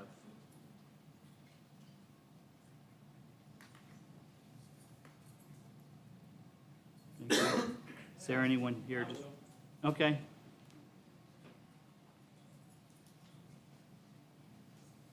If you would state your name and address and promise that your testimony is true and accurate to the best of your knowledge.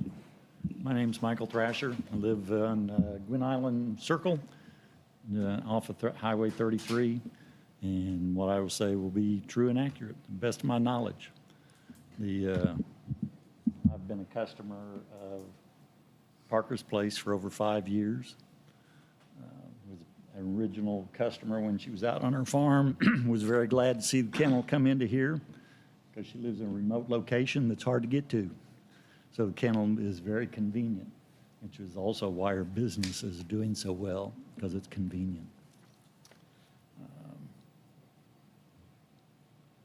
Other than that, it's I think the questions come down to the conditional use, of which you've been asking a lot of questions about her existing kennel, but it's the conditional use permit that's really needs to be addressed. So it's zoned agricultural. Everything fits within that zoning clause. So, as she pointed out, you got cattle across the street. If you look within a 5-mile radius, you got over 2,000 head of cattle that's in that area. So, driving through, I know they make more noise than those dogs do. So, that's all I got to say about it. So, Thank you.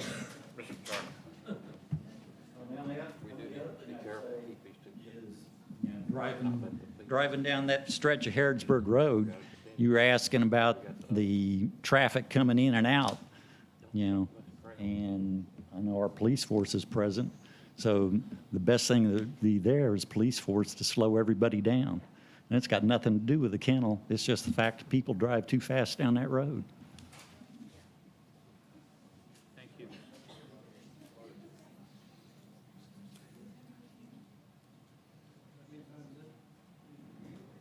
It must be time for the lights to go off. Hope that's not a sign. Okay, is there anybody else here to speak in support of? Anyone to speak in? If you'd state your name and address and promise that your testimony is true and accurate to the best of your knowledge. I'm Pam Phillips, and I support Wendy and the Parker's Place all the way. It's a really great thing for the dogs and the people that love their dogs. So I support her expanding. Thank you.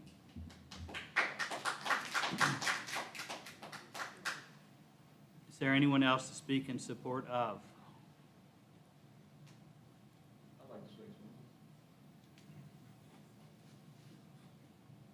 You know the drill, name and address, and you promise that your testimony is true and accurate to the best. My name is Steve McGurr. I live here in Danville, Gwin Island. I'm the husband of Connie McGurr. She's the groomer at Parker's Place, and Wendy has given her an opportunity to grow in the community here. Connie's been in this community for 30 years grooming, but she worked for an outfit that didn't give her the opportunity to grow. They kept her down for a long time. But Wendy's given an opportunity to all these folks to expand and give an opportunity for their families. My wife and I have 11 children and 11 grandchildren soon. And Wendy and her husband have given us an opportunity as well. But Connie grooms and has won competitions and plaques our house is full of, ribbons and competitions. But Connie can teach, and if given the opportunity to build a bigger place to groom in, Connie can show these people how to groom and be there to tutor them and put out a really good product. A lot of folks will be happy with what they get. And the more people that Connie can groom, show to groom, the better the business will grow. And there's a bigger need. Connie can only do so much. And she's got carpal tunnel in her hands now. So she needs help. So she needs an expansion to be able to have a bigger place. And thank you for giving me an opportunity. Thank you. Is there anyone else to speak in support of? Anyone to speak in opposition of?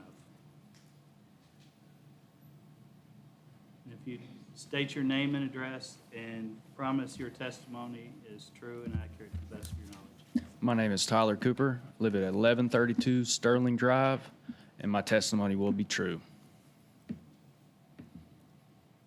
So I'm sure they all do a great job of grooming. I mean, it sounds like they do an awesome job. The issue is just the location, okay? I live within 500 feet of it, and I hear more barking inside than I do outside.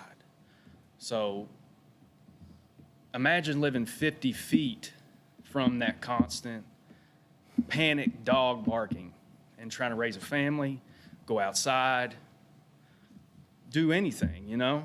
I can hear it inside my house with the windows shut. The house next to me has been for sale since we moved in. We moved in 2019, right before they broke ground. We heard that they slipped in before the law was official, that they could not be within 500 feet. And I'm a professional firefighter.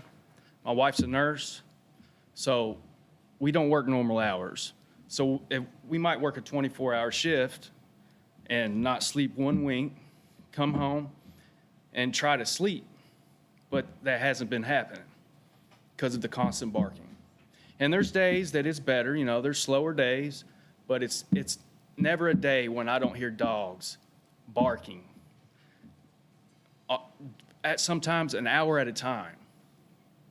The weekends, constant, indoor. It's like it's rattling off of a barn.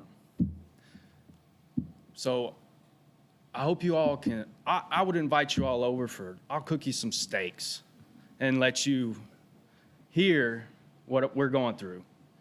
It's not only a nuisance, it's ruining people's lives. Imagine living 50 feet away from that. So I just ask you to consider, you know, I'm sure they do a great job. As I understood, they could have located somewhere else. That's just the issue. It's the location. I'm sure she does a great job with what she does. But if she expands, it's gonna increase twice of what it is now. We probably won't be able to sell our house if we wanted to. And I would not have moved into my house if I knew that this was gonna happen. So I'm not a public speaker either. I fight fires for a living. So I'm sorry if I'm not articulate. But just think about what that does to your place that you go home from work and you expect peace and quiet. And I have a dog. I love dogs. But there comes to a point where it's not just a single dog barking. It's like a dog pound in my backyard. What else was I going to say?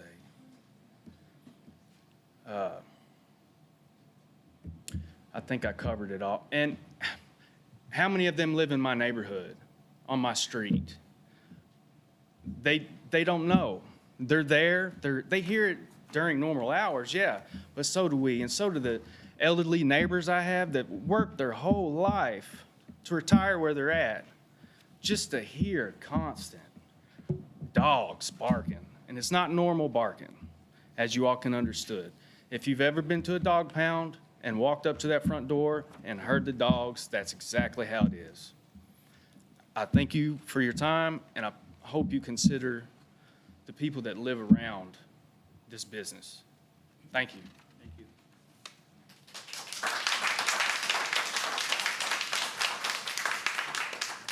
Is there anyone else to speak in opposition of? If you'll state your name and address and First, let me apologize. I stood up earlier. I thought it was open to the floor. I've never been to a public hearing, so I'm sorry I stood up out of turn. You're fine. But my name is Harold Osborne. I live at 1121 Sterling Drive in Argyle Edition, and I do promise to tell the truth. And my wife and I moved here. We retired a few years ago. I moved from Eastern Kentucky, and we looked for over a year and a half to find the best neighborhood in Danville. And that was considered the best neighborhood. I waited for the right size home. I live pretty close to Mr. Cooper and others that are on the bank. I'm just inside one street.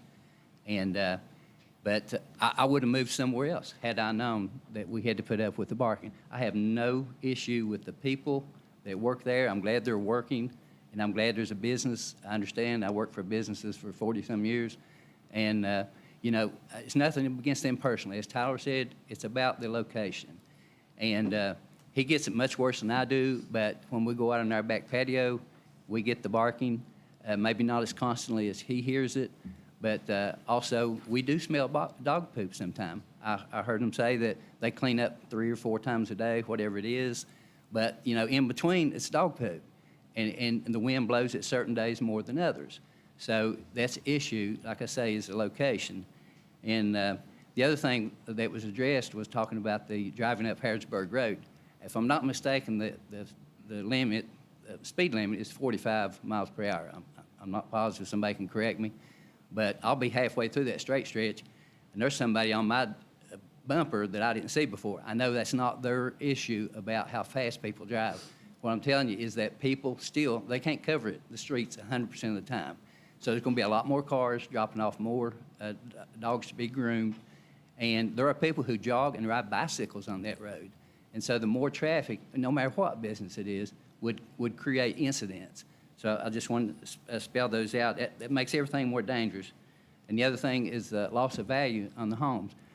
I took almost all my retirement savings. I'll be 70 this year. I took almost all my retirement savings to buy a home in the area that I thought would be great for me and my wife. And now I have to regret, because I'll probably never be able to sell it either. And there's empty homes there now. So I know we don't know all that, but that's my opinion. That's what I believe. And I think it's starting to show that some homes are not selling. Now, what I was wanting to ask earlier, and I'll just throw it out there if somebody wants to respond to it when they're up to talk or whatever, but, okay, I think they've applied for a 2-story building, if I'm correct. Okay, how many stories for the additional, for this? But I didn't know if they could come back later and ask to go up 2nd story, 3rd story, or whatever, if that was possible, that it could even be. I know, but in the future, could you ask for another variance or a CUP, whatever it is, to go up higher? So if we don't know that for sure, then we have to consider that's going to be another possibility, is they want to expand again. And nothing against them. I admire folks that work hard and do their business. It's just the location. That's the only thing I have. And as I say, my wife and I have retired from many years of working, and we wanted peace and quiet in our neighborhood. We wanted our investment to maintain its value and grow, possibly. And we want to enjoy our retirement. And Argyle is such just a beautiful neighborhood. It has the most mature trees around, and we looked at several neighborhoods, and people keep their lawns mowed. They are nice folks. They take walks. We're close to Millennium Park. I mean, it's a great place to live. And if you live there, you know that. And but I know for the people in the business, I know that they're looking to make a profit. That's what people do. That's how employees get paid. That's how owners get paid. But I'm asking to look beyond that and go for the peace and quiet that retirees, it could be your all's parents at some point, that have to go through things at another location. And naturally, they're going to be against it because they want to have peace and quiet. They want to have friends over, family over, have cookouts, and not smell the dog sometime, not have the noise.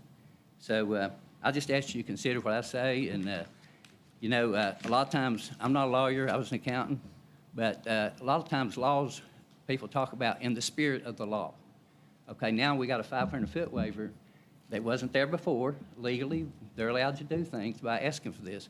But in the spirit of the law being moved to 500 feet, we need to consider that this was done right before the law and it's within 500 feet. So I just ask you to consider my plea, and I just thank you very much.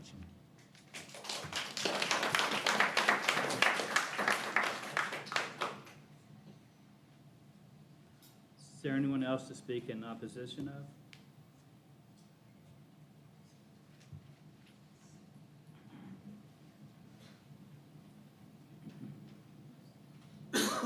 If you would state your name and address and promise that. When I get here, my name is Sue Pease. I live at 1124 Sterling Drive, and I will be truthful.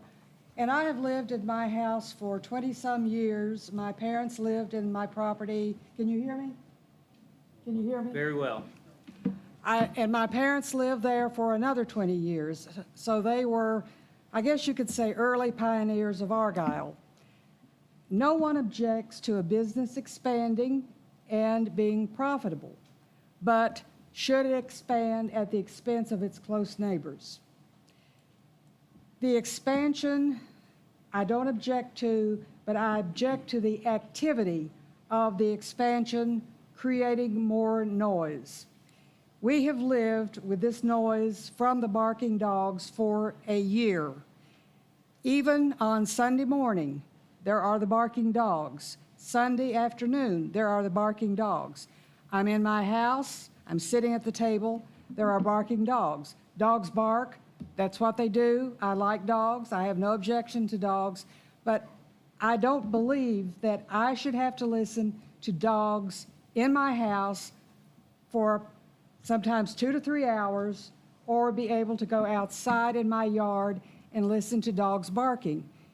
It's stressful for the dogs. This is very stressful barking from the dogs. It is not, it's frustrated barking, I think I would say. And then it's frustrating for us having to listen to it. And someone has mentioned traffic. No one has mentioned the volume of traffic on Harrodsburg Road, and that is a state highway. According to Kentucky Department of Transportation survey, there are over 5,000 cars a day on that road, and they speed. That road is narrow, it has hills, there are 2 entrances which are not easy to see. The entrance from my subdivision, when you pull out, if someone is speeding down the hill, you have no place to go. That's a narrow road. If you have an accident, I was pulling out of my subdivision a few days ago. I pulled out, there was nothing coming. I was past the entrance to Argyle Woods. I looked in I heard the siren. On my bumper is EMS. I have no place to go. They were going 70 miles an hour. I had to stomp down and pray I could get to Bob Allen to pull over. This happens a lot, and this is not a safe road. It's very dangerous. Kentucky Department of Transportation flags it as a high-risk road now for accidents. So we have the concern of noise, we have the concern of traffic. We also have the concern of property values. I want to buy my house. Someone comes to look at it. The dogs are barking. They're going to leave. So I would ask that you consider very carefully a decision. Against, I have no problem with how they run the kennel. I have the problem with the barking. Apparently, there's no supervision when the dogs go outside. They're left to mill around and bark.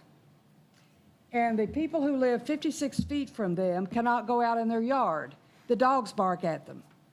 They have a 2-year-old child. They don't want him playing in the yard. Even if they do go out, the dogs are going to bark at them. So it's a sad situation. But here, this is documentation for the accidents and everything else. So consider the property owners in this. We were given this situation, and now we're living with it, and we've lived with it for a year. Thank you.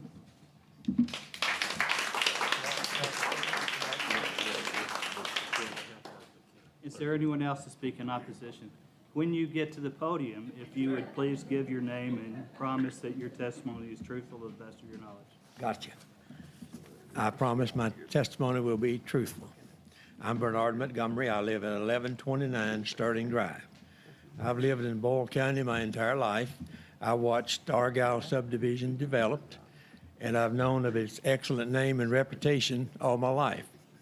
A few years back, my wife and I lived in a 2-story home, and we've had several birthdays and realized it was time that she had 2 knee replacements, and I've got bad hips and back, so we decided we needed something besides a 2-story home. So naturally, we thought of Argyle.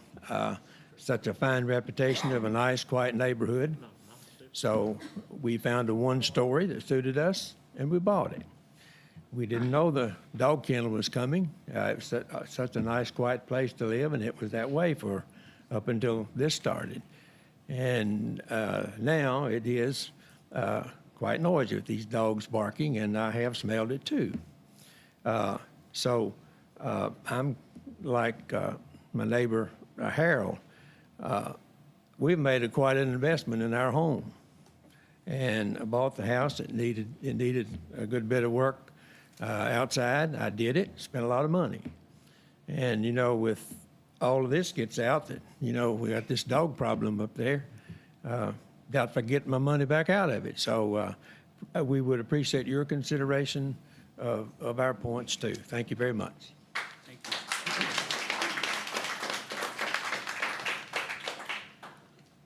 Anyone else to speak in opposition of? You didn't tell me the rules. I'm not even going to tell you. You already know. I'm Valerie McMahon. I promise to tell the truth. I live at 1120 Sterling Drive. So when the kennel was first built, I wasn't thrilled that it was that close to our neighborhood, but I felt like the laws were followed. So I wasn't going to protest. I feel at this point there's a variance being asked for that's not justified. So I would ask you all just to follow the planning and zoning rules that are in place that were implemented because kennels have been a problem in this community before.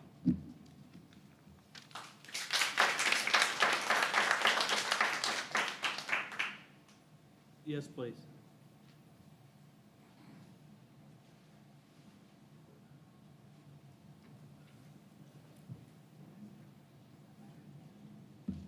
Bad knees are bad knees, so, Okay. sorry.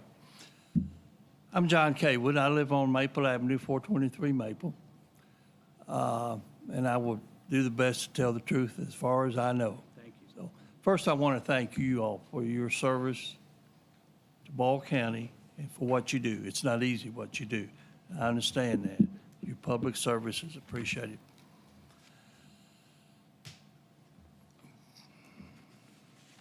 I'm going to try not to ramble, so I'm going to stick real close to my notes. You all will get out of here a little quicker if I do that. As I've thought of and have heard from the neighbors, well, first, let me go back to, I'm magistrate for the 6th district. So Argyle is in my district, and I love having Argyle in my district. I've got a great district, and I appreciate all that they do, and I know what it means. As I thought about what I might talk, and I'm glad that they are here and that they have talked, because hearing from them should mean a whole lot to you all than hearing it from me. They live there. I live on Maple. It's different. These are the real people who live this moment, this day, and what they go through. But as I thought about what I would say, it brought back a formula that I've always heard through life. A affects B affects C. And I think that's what I'm hearing tonight and what I've heard about for quite a while. A is what I would refer to as a kennel with barking dogs and sometimes smell. That's natural for that type of business. I understand that. Moving along to B. B is the proximity to the neighbors on the north, the Hinkles, and on the south, Argyle. A beautiful neighborhood, built in the mid-'70s, and all of these folks have expectations of a basic quality of life, such as the rights to enjoy their backyard, barbecuing with their family and neighbors, the right of family and friends to take peaceful walks during the day, the right to take a nap in the afternoon, such as Mr. Cooper described, because he and his wife sometimes work nights. They work different hours than other people. The right to enjoy their deck while relaxing with a book, the right to conduct work at home, the right to enjoy their castle. I could go on, but unfortunately, many of these neighbors have had their life interrupted with things that we've heard tonight. They're great people, they're good people, and they are here to support each other because they are like a family, a neighborhood family. They will not be intimidated and threatened. This brings us to C. C represents the right to reasonably expect their property value and equity to increase rather than the risk to decrease because of barking and smell of a kennel. For some, this may be the largest investment in their life. Keep in mind that values of properties are oftentimes based on comps of like properties in close proximity. This is an unfortunate situation for all and brings us together tonight. However, there's another factor in this, and I've not heard much about this, and that's factor X. It's a recently passed requirement of a setback of 500 feet from a commercial kennel to residence. This is clearly to protect neighborhoods and other property owners. It is to ensure the quality of life and that of their property values, and that they not be threatened. The request for doubling the size of the kennel only compounds an existing problem and is clearly out of order with the setback clause and should be denied. I ask you to concur. The passing of this 500 setback was carried out by unanimous vote of duly elected officials in 2019. Neighbors have rights. Please protect their quality of life and not risk their property values. I thank you for the opportunity.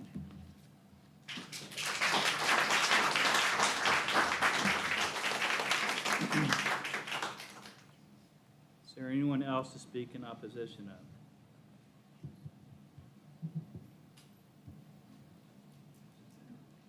You're next. Sorry. I failed interpersonal communication twice, so this is not going to go well. And your name and address? Emily Cooper, 1132 Sterling Drive. And you promise everything, your testimony will be true and correct to the best of your knowledge? Yes. We bought our home in 2019. Oh, I'm sorry. I'm sorry. Okay, I'm short, I'm sorry. Okay. We bought our home in 2019. We commuted from Nicholasville to Danville. We fell in love with the community and the schools, and we wanted to raise our kids here. I noticed very shortly after we moved in that there was construction going on behind our home. I immediately became concerned when I found it was a dog kennel.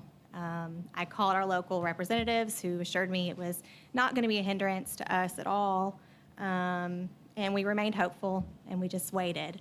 It has increasingly gotten worse as time has gone on. I have videos of dogs barking anywhere from 15 to 45 minutes straight. It is usually sometimes mornings I will be woke up by the sound of dogs barking.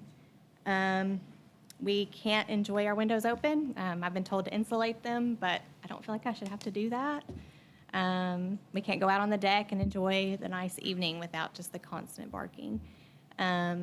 I, too, have nothing personal against these people. I think that they're probably wonderful people trying to do a business. I just think building a dog kennel 56 feet from someone's home is just unkind, to say the least.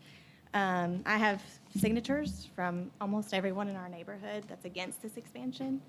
We have 2 homes currently for sale in Argyle that are not selling on our street in this market, and I have to wonder why. I don't know if I would buy a home if I knew a dog kennel was behind our house, I'll be honest. So I just want to state some facts that I think are correct. I'm pretty sure. So the new ordinance requires a 500-foot setback from any residential use or residential zone. The newspaper stated the proposed building is not just 50 feet short, it's 342 feet short, being it's only 158 feet from the closest neighbor and less than 500 feet from our neighborhood. This request is making the setback 68% shorter. The conditions agreed upon in your packet state an even shorter setback of 100 feet, which is an 80% reduction of the setback. It says that the variance cannot be approved because it will not alter the essential character of the general vicinity. I don't know if you can 100% say with confidence that it won't. We were told the kennel would not impact us, and it has.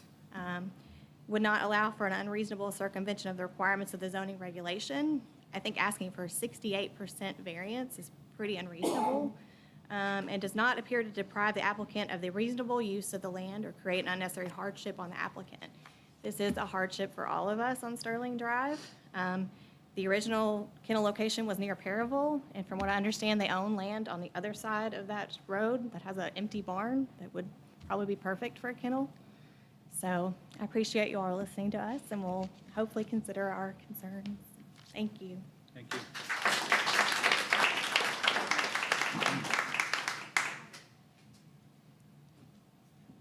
If you would state your name and address and promise that your testimony is true and correct to the best of your knowledge. Sure. I'm Pat Kraswicki. I live at 1143 Sterling Drive. I just wanted to say that today I was sitting on my patio.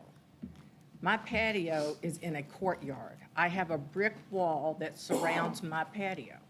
This was between 1 and 1:30 this afternoon. I could hear lawnmowers. I could hear some traffic on the bypass. Above that, I could hear dogs barking.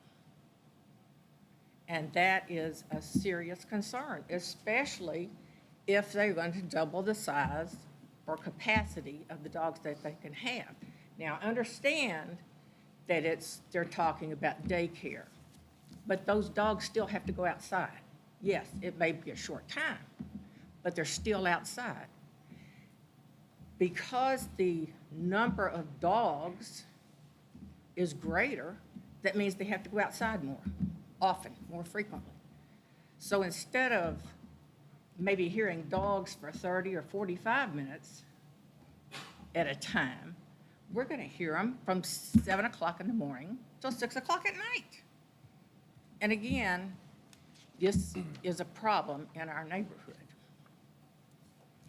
And I do appreciate you considering our concerns and our concerns about property values and noise. Thank you for your time.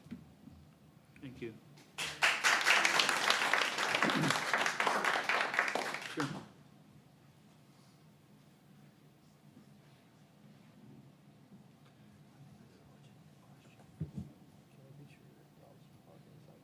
If you'll state your name and address and promise that your testimony is true and correct to the best of your knowledge. James Hinkle, or J.B. Hinkle. I'm the one that lives 55 feet, 1875 Harrisburg Road.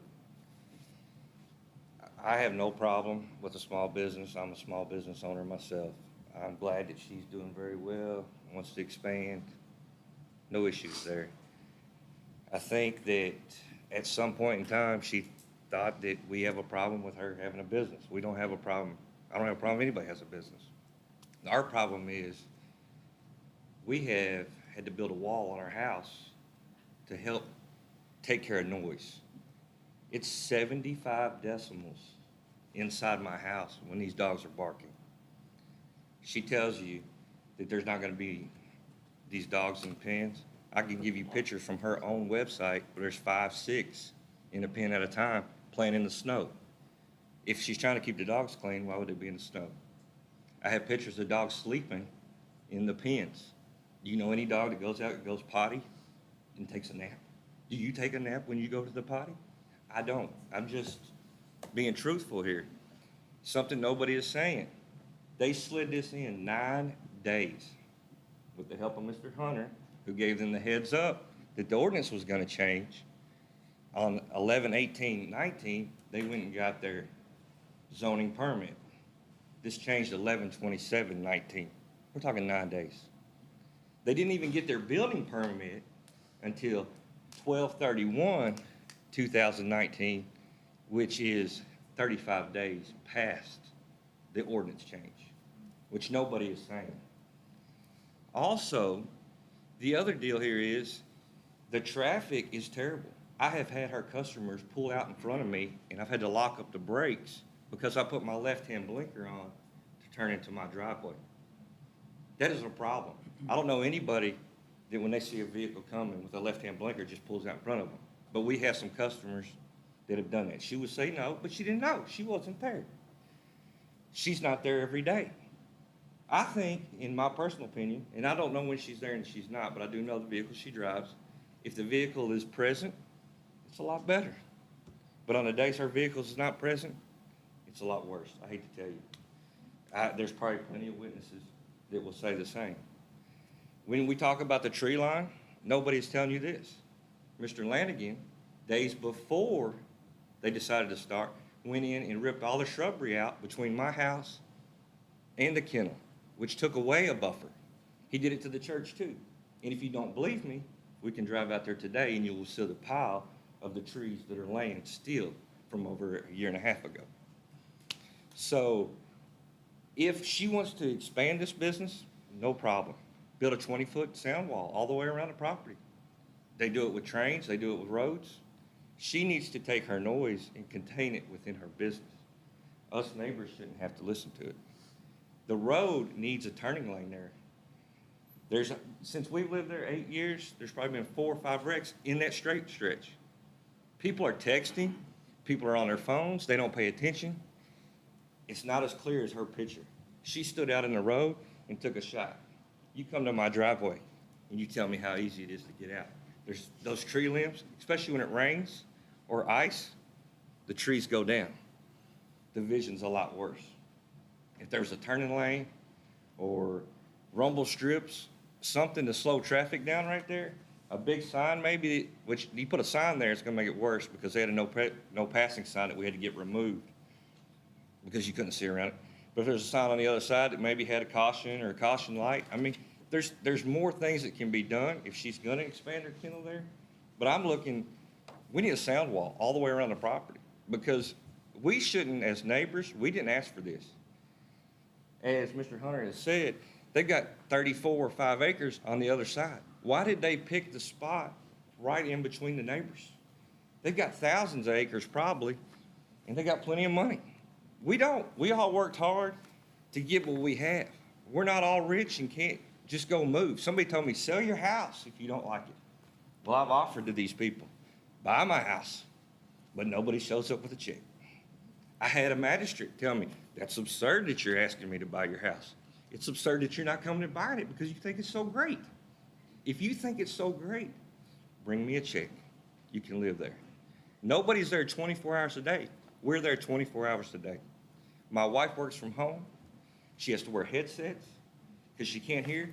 She's had people on the phone say, ma'am, can you please control your dog? Yes, we do have a dog, but it's not our dog barking.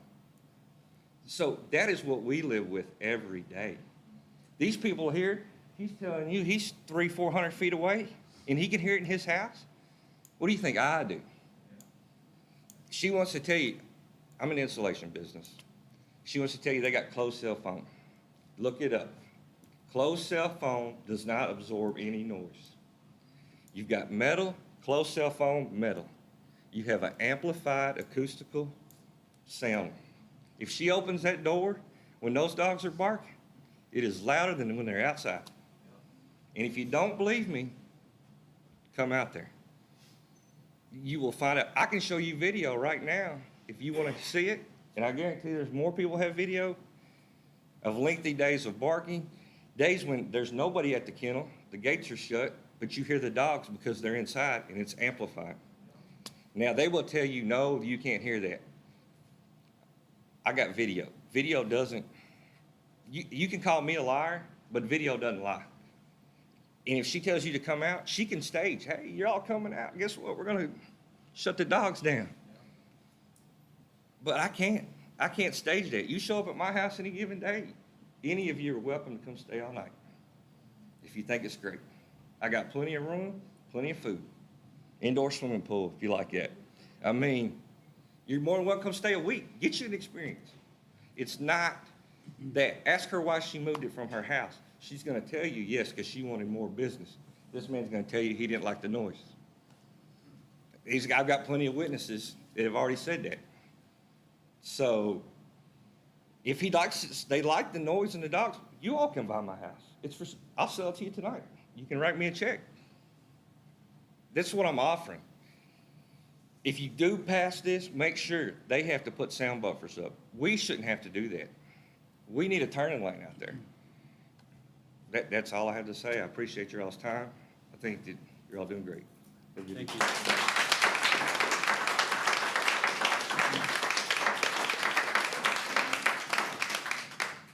Is there anyone else to speak in opposition of?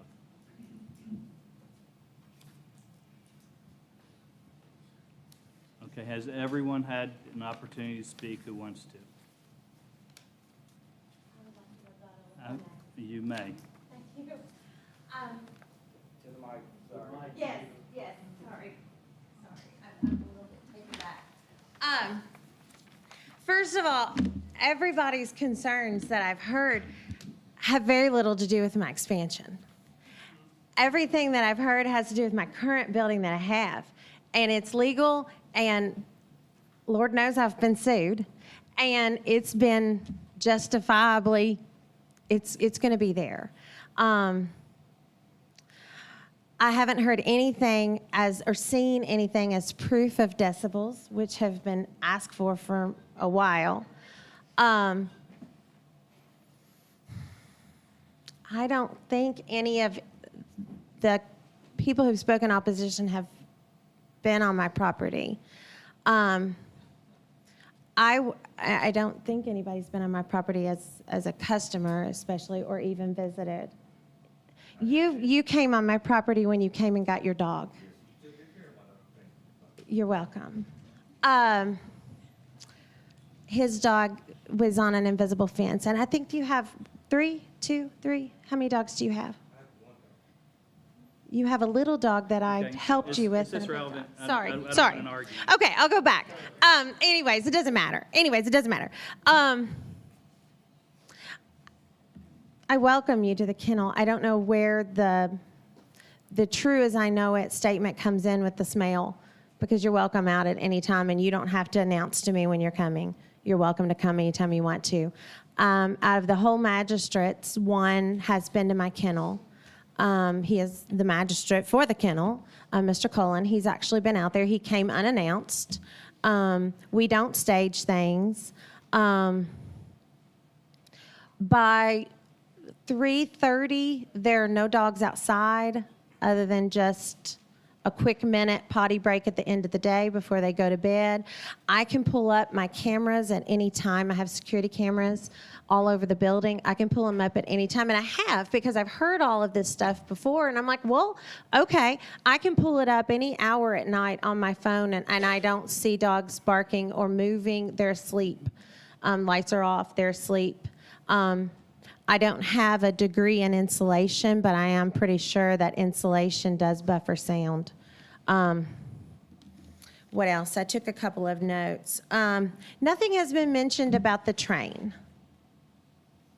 There is a train that runs about every hour to every other hour right on the boundary of Argyle. And it's at a very high decibel.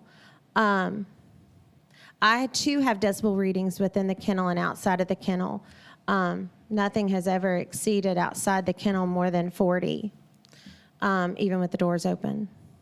Everybody's accusations are heard. However, I haven't seen any proof. Stating something and proving something are two different things.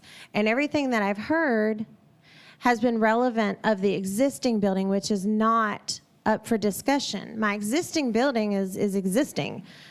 My addition has every reason to think it would lower noise, not add to noise. I'm going to grow. I can grow and have an indoor building for my growth, or I can grow and utilize my outside yards more. And I'm not being threatening, I'm just saying, I'm going to grow. I'm going to grow. I'm here, like you said, to make money. I don't have inherited money, and I work for a living.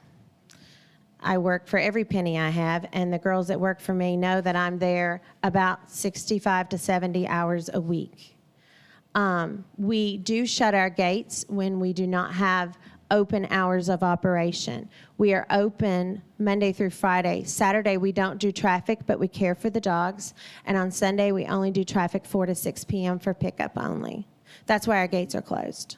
Just because I don't want someone going in and really, I just don't want, like, kids sitting and parking in my parking lot, that sort of thing. It's just for safety. It's not locked. You could unlock it if you wanted to. But I do have cameras everywhere. I guess you can see why.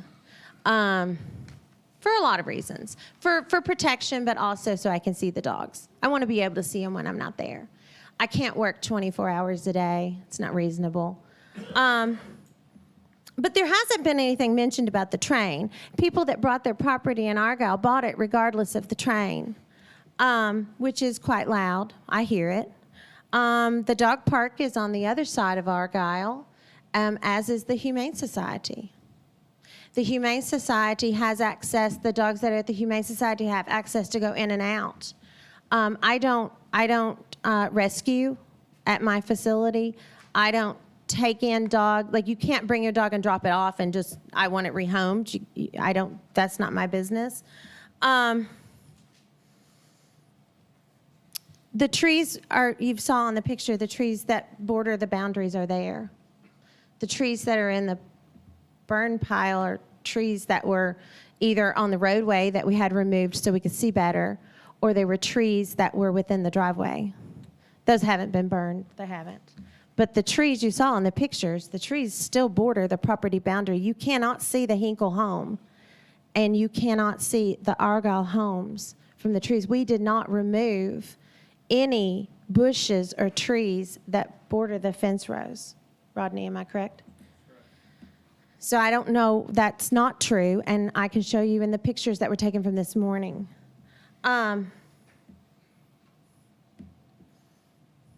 The dogs sleeping in the yards are just outside because, like I said, our space is limited and we need to expand our building so that they're not outside. That's the whole idea of the building expansion, is so they're not outside. And I think I mentioned that in the fact that daycare and grooming is what I'm wanting to grow. And I don't desire them to spend lots of time outside. I desire them to spend time inside.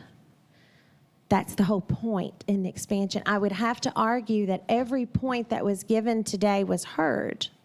However, the point was either in contrast to my building that is current, which this is not relevant in this particular committee meeting, or it was an argument to support, I need more indoor space, so I'm not outside. Because I am growing. I'm growing faster than I can put down roof. And I'm proud of that. But in order for me to grow and not be outside, I need inside space. Thank you. Thank you.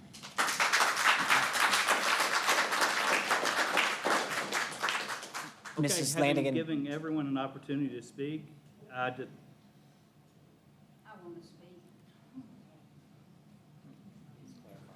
I had a question for Mrs. Lanigan. Sure. I wanted to catch her while she was still at the podium, but, and I believe the public comment has been closed. Is that Yes, correct, sir. Mr. Chairman? We gave all the opposition the opportunity to speak before her rebuttal. Okay.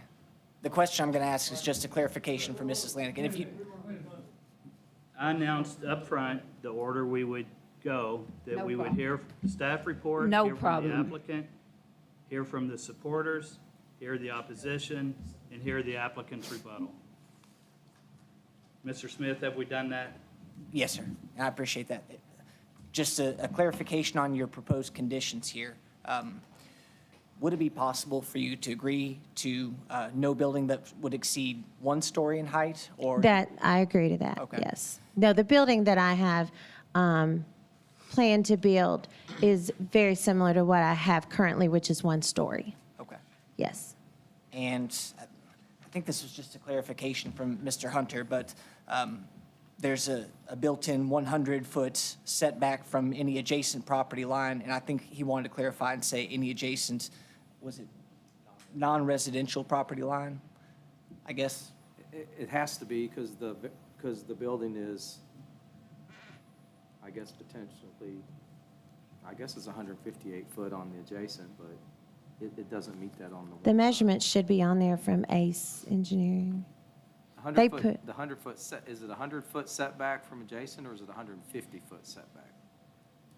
I'm not sure. I guess the issues, we got 125 on one corner, 158 on the other. Are they not on that drawings? They that are, but people- then the condition Oh. shortens that to 100. So I Oh, didn't know I if that see. was the church setback versus, so I don't know what I can't number- speak for sure on that. I'm not looking at it. I don't have it right in front of me. Probably should be 125 then, don't you think? Just to account for what your drawing is, I think we should bump that 100 up to, The church. 125? Yeah, the 125 would be the one that it's showing. Okay. Can you agree to that? That facilitates what's Sure, proposed in drawing. sure. If that's what's agreeable on the drawing, that's fine. Henry, it looks like that's aside from the property line that it's almost touching, correct? The new building, if Yeah, unless that's I'm, the issue, the plat is going to change things. I think Okay. that's what made it confusing, and to be fair to the applicant, she drafted the conditions, AGE was drafting the conditional use permit with the new proposed boundary line, and it kind of threw everything off a little bit. Right. So Which is still us. we Yeah. just want to make sure everything's consistent, so regardless of the outcome, that we know that they tie in with the drawings, what we're sitting here. Sure. Right. I'd probably suggest that any motion to approve, if that's the pleasure of the board, be conditioned on replatting to resemble what's shown in this exhibit. Sure. Is there anything you can do to further abate the noise? I'm not and convinced I there guess- is a noise problem. Okay. Is there any, assuming there is a noise problem, is there anything you can do to further abate that? So that not only are you able to expand your business, but you're also able to keep your existing operation quieter? With all due respect, there's not a noise ordinance. There's not. I'm in the county. We chose that location for that very reason. And that's not what's at stake right You're here. there legally. Yes. And if we don't pass either one of these, it's not your business. It doesn't It's not change. gonna change any of. If any change is going to I'm just occur, asking if there's anything you can do Sure. to make it better. I can have more indoor space. More indoor space would alleviate the outdoor time, which would alleviate the noise. I can buffer the noise by having more indoor space.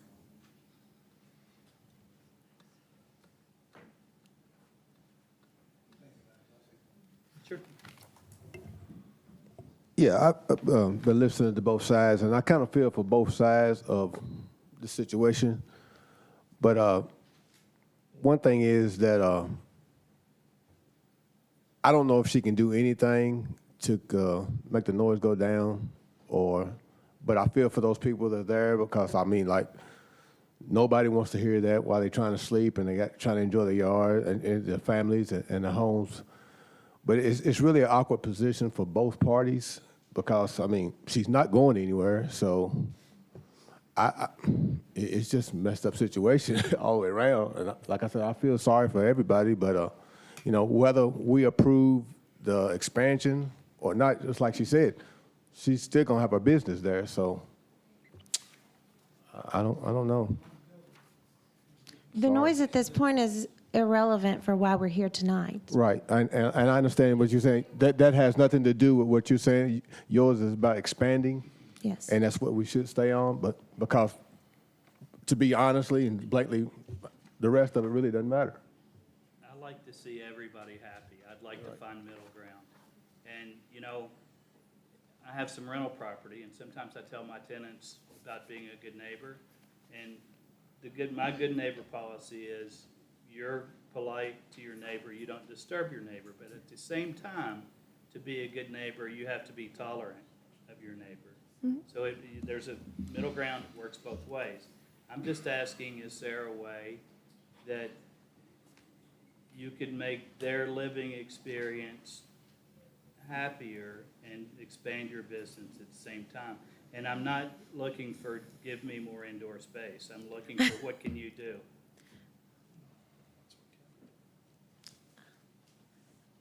I'm sorry, I don't. Can I say something here? Want to put a condition on the conditional permit? You want to add a condition to what you're getting ready to approve? That's what I'm looking for, yes. So what condition do you want to put on? I'm asking what she can do. It's difficult for me to answer your question when I feel like that a lot of things that were shared were not truthful. And under the court of law, Okay. Yeah. Mr. Campbell, did you have something to say? I do. I happen to disagree with you. What she is trying to do, I'm not taking sides one way or the other, but what she's trying to do is mitigate some of that noise by bringing an addition to that property indoors. I think that is her total concept on this thing, to help eliminate some of the noise issues. We hear it indoors. There will be double the dogs. There will be double the dogs. I just want to know, when you rebuttal, are you supposed to still tell the truth? That is my question. Okay, thank you. No, seriously. Thank you. Because I will compromise. Thank you. with that Thank you. If you would like. Let other people speak, let him speak. I don't want to rebuttal. I just want to know if you have to tell the truth when you rebuttal. That's all I'm asking. I think that's argumentative, thank you. I'll ask you to leave. That's all. I'll ask you to leave. Answer his question. I'm not trying to say that she lied. I'm Please. just asking you to rebuttal. The, Yes, everyone testified that they were telling the truth. That's the best I can ask for. Look, you know, this isn't an easy position either. So that's what I don't need is, you know, argumentative and, you know, negativity toward the board or each other. And it's not going to happen. So can you insulate better? Can you restrict the outdoor dogs to a certain number? Can you make sure that they're supervised outside at they're all times? always supervised. That can be a condition that we can put on the Always. conditional use, correct? They are always I can't, anyone, and I have many customers sitting here. anyone that is a Okay. customer of mine would know that I always have them I'm not doubting supervised. that you are. I'm just saying that we can put that as a Yes. condition. Always supervised? Yes. And what happens when conditions are Yeah. not adhered to? Well, so where you want to do it? You're the attorney. You can attach such conditions as are commensurate with the burden that the application's going to cause. It's a fine condition. I think what Mr. Hunter might be about to say is that there could be some difficulty in enforcement, but if someone were to bring to you evidence of violation of that condition, then that might be grounds for calling the applicant back before the Board of Adjustment. There could be discussion of revoking the permit. Yeah, I'll expand on that. That's a good technical way, but I'll tell you how we do it. Right across the hall there. Any conditional use permit that's approved, in this case, an enumerated list of conditions, our staff member Lisa Bowman down here files a land use certificate with every approved application. Those conditions are recorded in the Boyle County Clerk's office. They run with the land like deed restrictions, and they're enforceable by the Planning Commission staff.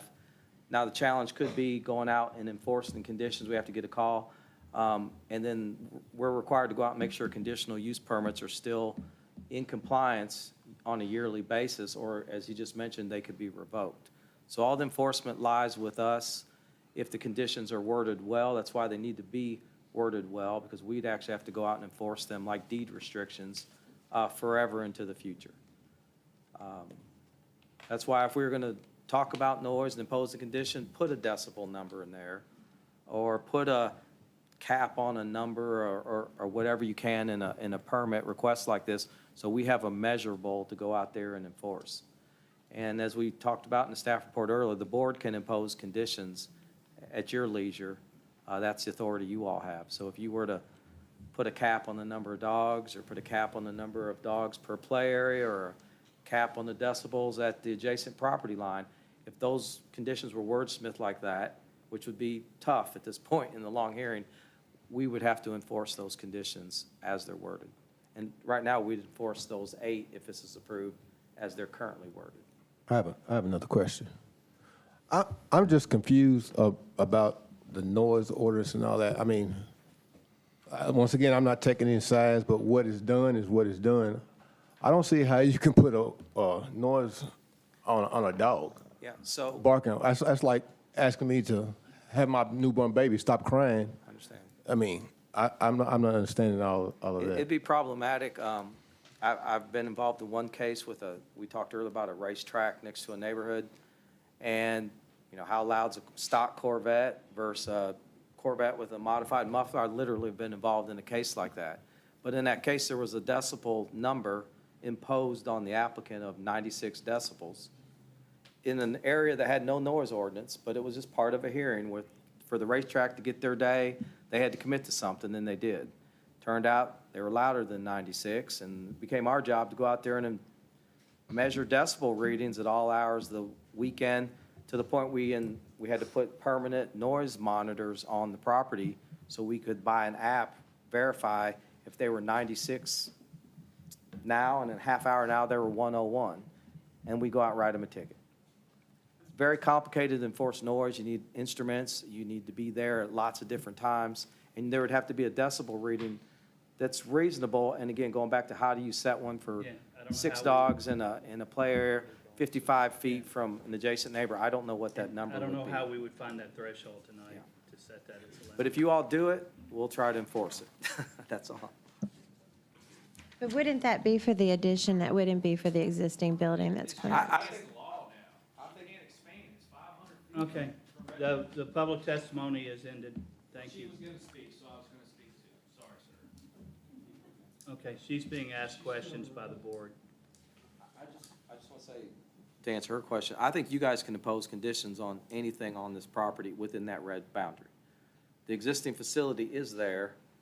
The conditional use is to expand, but I think this board could impose a condition that the driveway be 2 foot wider. I'm using a ridiculous example there. I think you guys can impose conditions anywhere within that footprint. Agreed. You have a set criteria that you have to find, which is, reducing detrimental effects on the surrounding area. It's what's listed on page 9 and 10 of your staff report, and anything that you would assign to it that you think might contain any adverse effects is fair game. But the conditional use permit that's being applied for brings up the existing facility with the expansion, or is it solely based on the expansion? From a structures footprint, Article 6, as far as non-conforming structures, it's to allow the expansion of the structures. As far as the use goes, which is the physical footprint on the property, being the play areas, the driveway, whatever, I think the CUP is that red boundary. And then the statute and our ordinance gives you all the authority to impose conditions at your leisure, I think anywhere within the applicant's footprint on any subject matter, as our attorney just mentioned, related to the kind of the findings.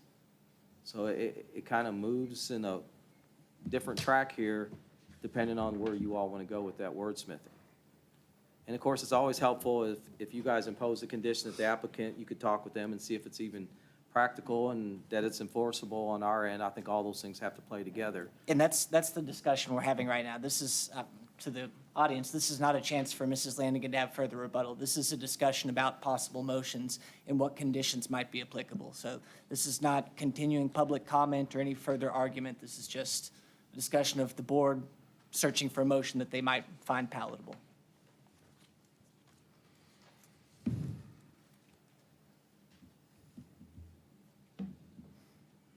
Can we get a noise baseline now and put a condition that it is never to exceed that?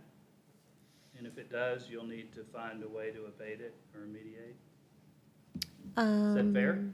Yeah, for the outside, so give me an example of what you're talking about. So before you expand, you have, I don't know who would do it, you'd have to get a professional sound person to take a baseline average noise, and if it's Sound engineers are about a minimum of $6,000 to come out and do a sound study.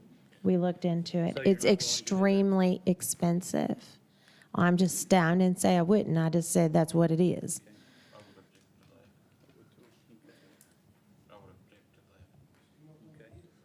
I have something else to say. Please forgive me, I'm in no hurry to leave, but I just think we going around a circle, because what we need to realize is that the business is there. Okay, we got that. We've got neighbors that's saying the dogs are barking too loud, and that's a problem. What I think we fail to realize as a panel is that whether she gets the expansion or not, that's not going to change the barking dogs. But it might not make it worse. That's true. It might not make it worse, or it could. I don't know. But she wants the expansion to be inside for grooming purposes and all that. For grooming that has nothing and to do daycare. with dogs staying overnight. Or No. what. That's what I'm confused about. It's like It has nothing to do with overnighters. Right. So I mean, whether the barking dogs is there now, and it's loud now, I just don't see expanding is going to change the barking dogs or noise orders. And I, like I said, I feel for the people, because to me, it sounds like the people that's in this for it don't live anywhere near there. And then you got the ones that's against it that live right there. So I just don't see expanding is going to quite the sound. I guess that's what I'm saying. Well, expanding would reduce the amount of time outside.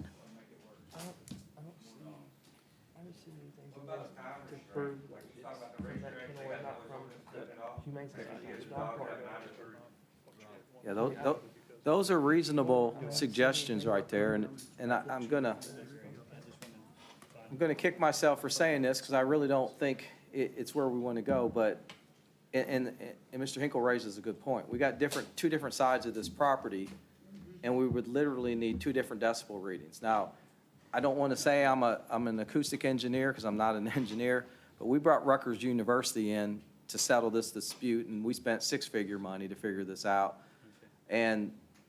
But I understand a little bit about decibel readings, and I know a brand-new Honda generator that's buzzing at 58, we can talk close to, and something that's buzzing at 70 is a different reading. I think there is a reasonable number, but I think we'd have to establish one at Mr. Hinkle's side, and maybe it's a certain hours of the day, And in a sense, what we're doing is creating a pseudo kind of noise ordinance that the city has on their side. We'd literally have to build some layers in on, during these hours, it could be this decibel, but at these hours, it can't exceed this one. And we'd have to build a layer on the south side of the property. And if you all went that route, I think we could enforce it. We would buy a noise meter and stand on the property line if we got a complaint and try to see if we're at 70 or 75. I think enough of the board is against doing that. We can quit talking about it.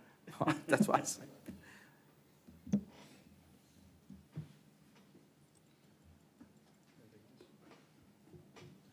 This is a situation in which we have adjoining zoning regulations. We have an ag and a residential next to each other. And the new ordinance is for 500 feet, and we're asking for a reduction in that. Yes, sir. Thank you. Any more? Thank you. Thank you.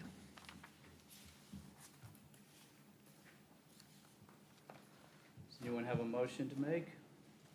Or any more discussion? A little discussion.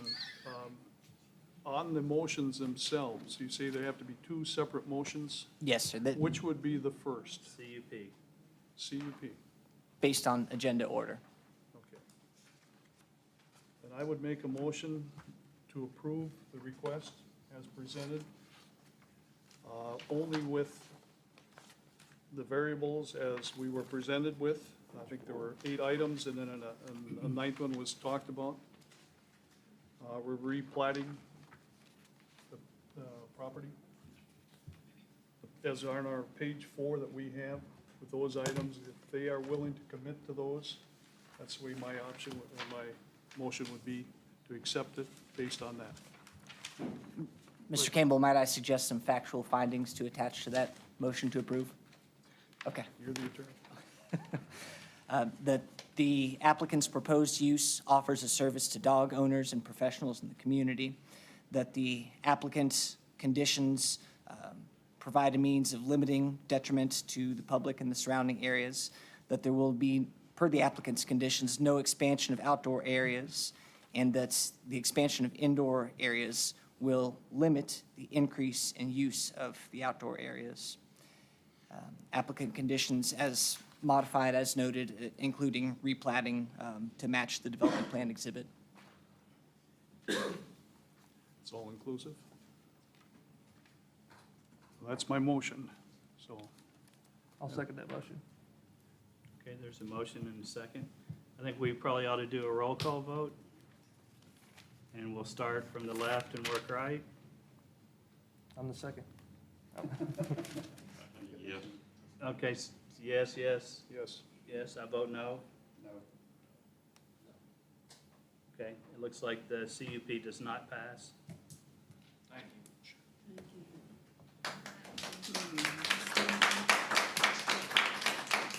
Okay, the second vote is on. That's just a failure of that particular motion. So we. That's right. Right. So the CUP does not pass. So we need a motion the other way. So the motion was to approve, and it failed. So in a sense, you've taken no action.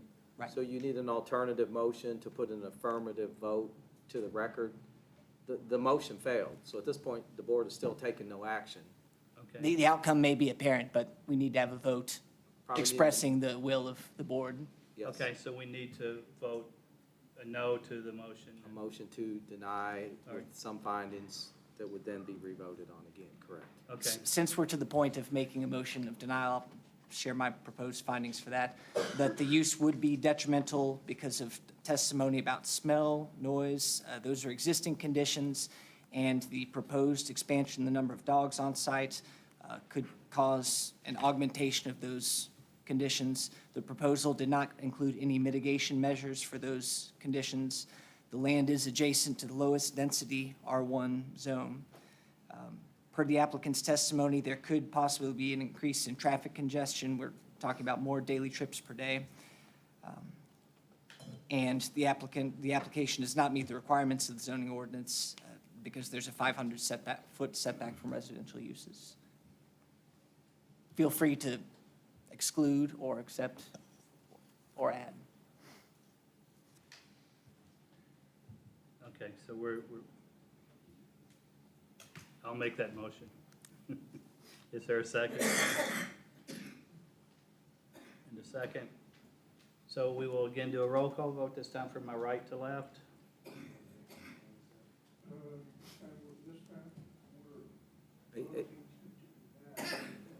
A yes vote is a deny, a no vote is you're against the proposal to deny. Yes. Yes. Oh, No. It failed too. Right.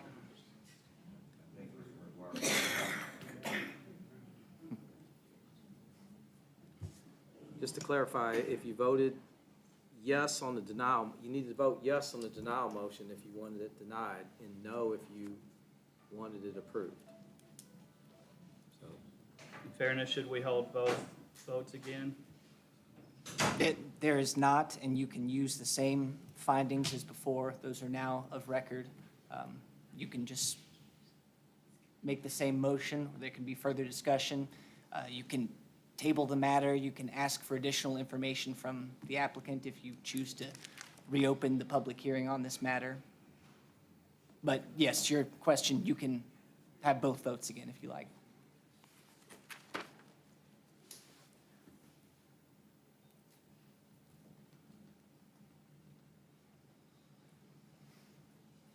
What do we want to do? I don't know what we are doing.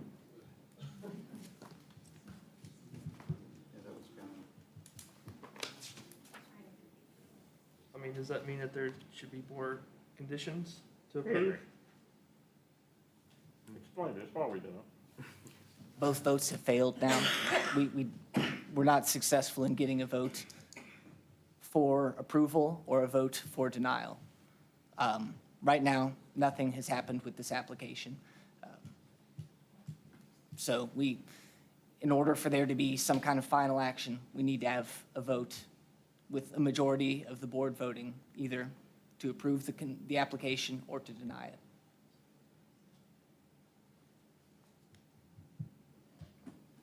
can there be more discussion based on that? Certainly. sure. Sure. Can they go into the variance? One of the things that Henry didn't mention on there, of course, is the concern by the owners, the property owners themselves of their value of property.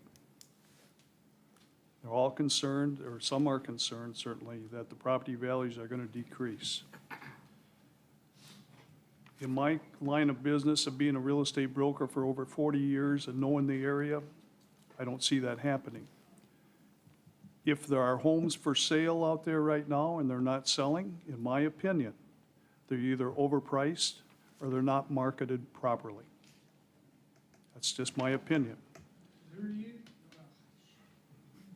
A lot of people say that, well, we can't sell our houses, and but that should not be one of the conditions because the current facility that's out there was there before. It was approved. What I'm saying is, let me just say this. When that was originally approved out there, it was done so, and the barking and the noise that are currently out there is not going to change. It's not going to change. And I think what the applicant is asking is that by building an indoor facility for grooming animals, will not adjust it. So. I heard a question about board members testifying, and this is not testimony. Yeah. The board is entitled to deliberate, and that's what they're This doing. is just, this is Everyone my had an expression. opportunity to speak, now it's the board's opportunity to speak. This is strictly my opinion. Everyone has their own. And I guess what I'd like to see is if there was any way that they could mitigate the noise to some degree, but whatever is there currently is legal, fortunately or unfortunately. And I really feel that what she is trying to achieve is expand her business, create job opportunity within the city, more tax base for the city, and I really feel that that has opportunity in our given area. And it should be looked at somewhat in that light. That has to be given consideration.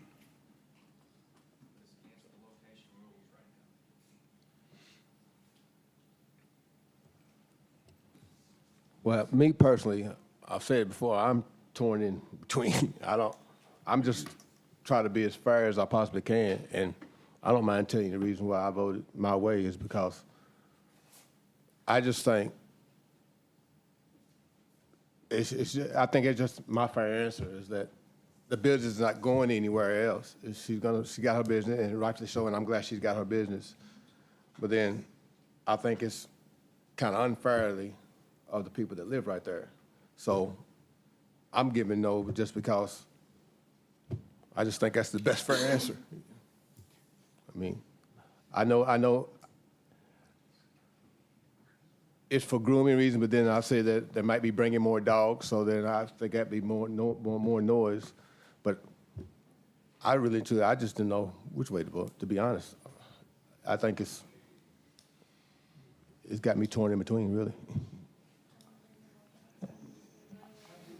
Ms. Howard, are there any conditions you can help us add that will further abate the noise?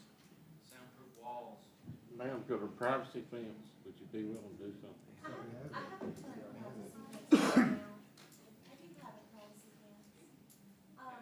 I think we're basing a lot of the decisions on testimony that doesn't have proof. I think that there are people in this room who are speaking in terms that don't have proof. Okay. And I'm not sure if the influence. Is there anything you can do? The public testimony is over, I'm sorry. Is there anything you can do to further abate the noise?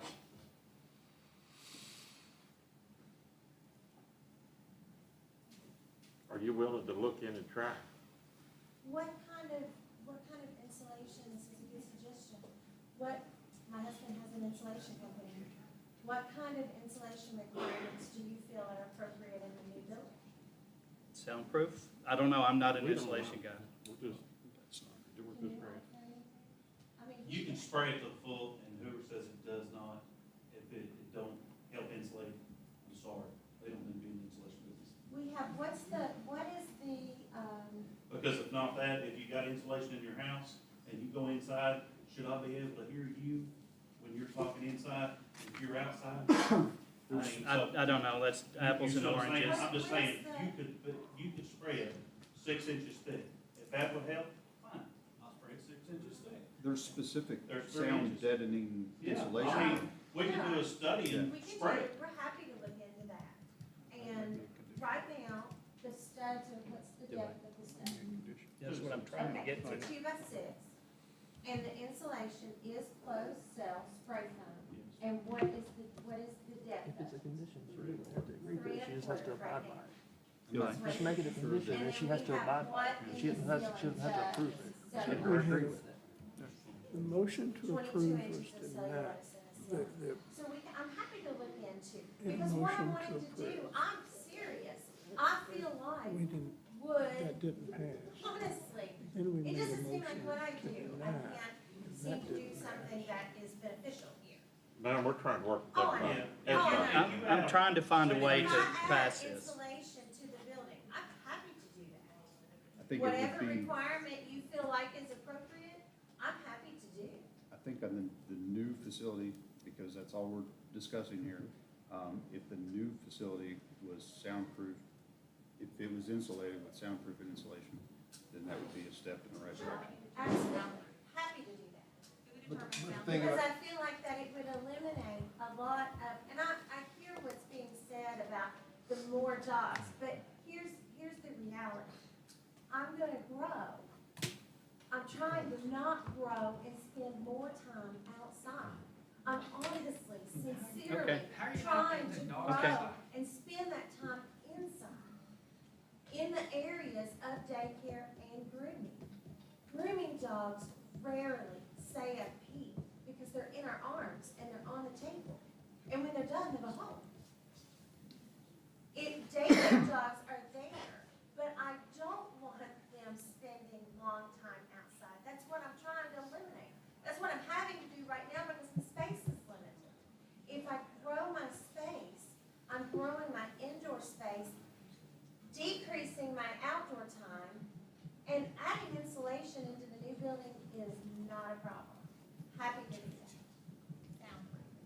dogs outside.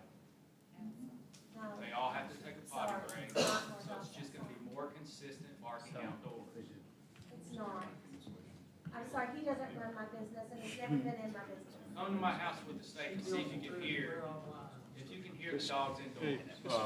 Mr. Chairman, call over, please. Call order. Okay. All right, the board has asked that we maintain order.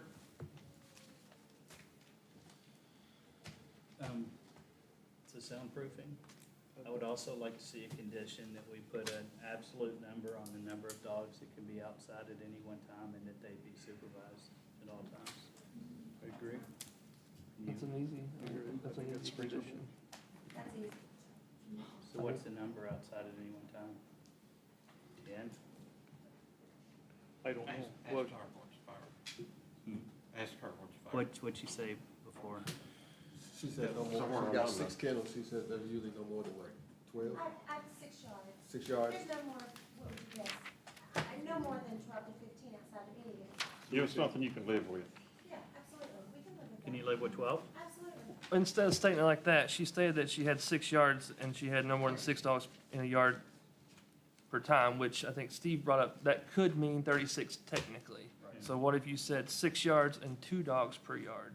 But what if she just wants to use 1 yard and have 6 dogs in it? But if I had a It's- family, then I'm fine. What if we Well, just say, I mean- let's just say 12 dogs? What does that equal? That's 12. That's 12 Yeah. dogs, right? So regardless of how many yards, it's still So 12 dogs. 6 and 2 yards, 2 and 6 yards, 12 and 1 Whatever yard. combination you want to use, you Yeah. know? You guys are getting there, but I remind you that we do have to enforce this, and me and Lisa probably aren't tall enough to peer over those fences, count these dog heads. What do you suggest? I don't know, but I think we're getting in the right direction, and it may be that maybe we need to table and let the applicant come back with a revised set of, I hate to do that, but it's almost to the point where we're redrafting the conditions on the fly here, and this is very hard to do, and you guys are getting there, but I don't know. I don't know what options are available, if spray insulation is now gonna possibly be that, maybe we need some specs. Yeah. So would that be having another public We'd have hearing to next table month? and come back and review a revised set of conditions. I don't know if we can pick back up where we left off with deliberation, but I don't know, we're wordsmithing conditions that we may just need to take a break and let us try to get them in some kind of form that, if you guys give us a direction, that maybe Henry can work through put a sentence, and maybe we can get a number 10 on the conditions, but we're kind of flying all over the place here a little bit.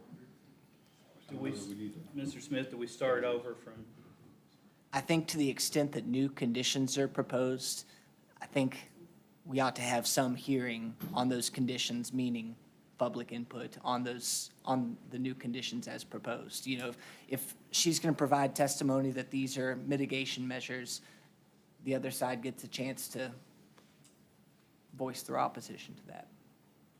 I think as a part of that, I mean, there should be proof. I mean, like someone mentioned, there's a humane society and a dog park on the opposite side of the neighborhood. So I'm not saying one way or the other, but you don't know the echo of a sound. I mean, it could be there or there. I mean, Please come to my house, sir. Like I said, that'd be a conflict of interest, but We have this situation now, of adjoining an agricultural and a residential zone. Yes, sir.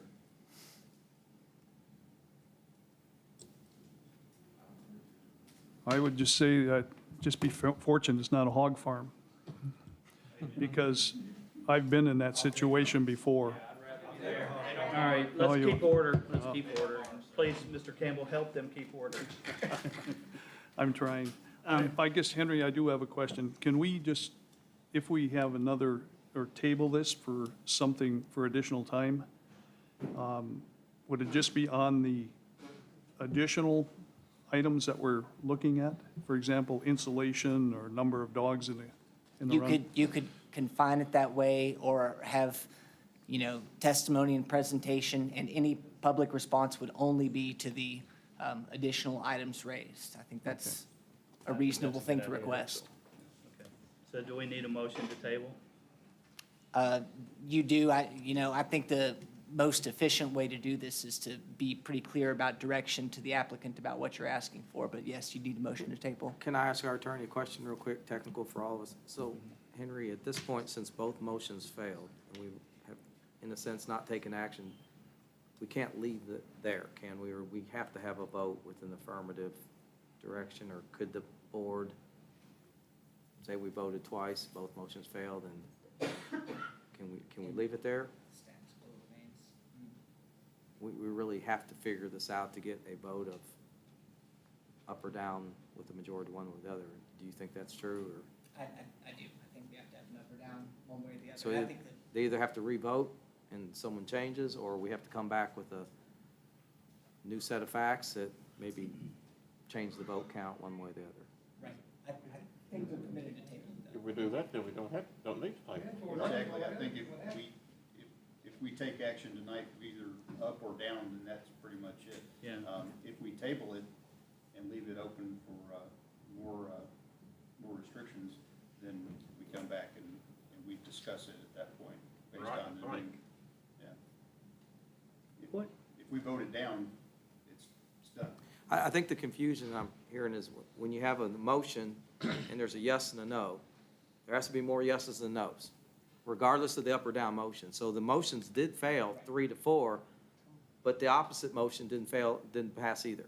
So we got to have 4-3 or 5-2 or 7-0 on one side or the other to have an affirmative motion. We've taken no action at this point.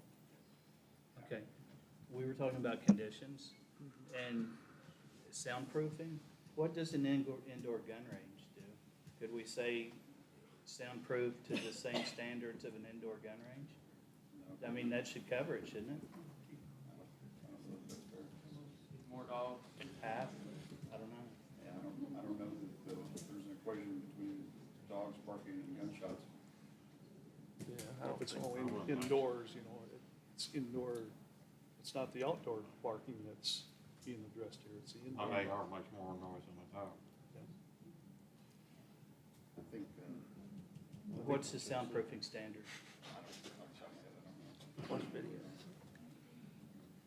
I think that, if Mr. Hunter thinks that wordsmithing the conditions on the fly is a bad idea, I think we should table this, look at new conditions, and then come back and have another meeting with a fresh mind. I agree with that. I don't think they're a bad idea, but if we start to try to set a noise standard, I think there may be some evidence that needs to accommodate that threshold. That's the only thing, is that either the applicant or the neighbors may need an opportunity to, we're getting down into the engineer weeds here, unfortunately, if we're getting into noise. And not necessarily just on the noise, and going out there with a decimal reading, but if there's some other conditions, just like doing the soundproofing installation to a certain standard. I don't know, I'm sure that with Google out there, you can research this and find several solutions to this that would satisfy the neighbors, satisfy you all, and satisfy us at the same time. Because I'm for you, I really am, you're a property owner, I want your business to succeed, but at the same time, we have to do what we can to make sure that they're happy with the decision that we make. Right. And I want to find a way to pass this. I want to find a way that everybody is satisfied. I would like for it to pass too also, but I think we open up more can of worms by putting stimulations on it, because, I mean, if I was her and I'm sitting in a situation and we trying to say, well, you gotta get soundproof walls and you gotta spend this much money to make the business, I would just say, forget it. I'll leave it where it is. I ain't gotta have no sound ordinance now. You know, that's what I'm looking at. I think we open up more of it if we should just vote one way or the other without any simulations on it. That's just my opinion. Mr. Sutherland, did you make a motion to table this? I did make a motion to table it. I'll second that motion. There's a motion, a second, all in favor? Quick question. At this point, we're tabling the discussion on this conditional use permit we're not tabling the discussion on the variance request? It would probably make sense after we resolve this issue to hear a motion to table the variance requests unless there's a strong sentiment in the board, one way or the other on the variance, independent of the conditional use permit. But I suspect they're attached, so. And I think that just so that there's more clarity here, I received this package, a week ago. I read through it. Before I got this, I didn't hear your side, I didn't hear your side.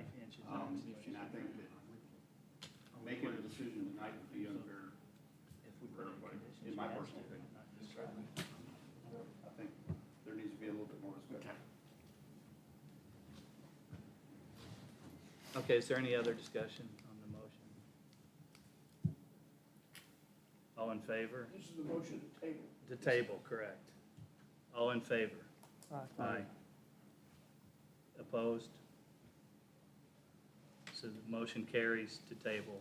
The CUP, and we could just, for records keeping sake, get a similar motion on the variance as well, please. Thank you. I'll second. Motion, a second, any discussion? Pardon? Okay. All in favor? Aye. Opposed? And a motion to table the variance.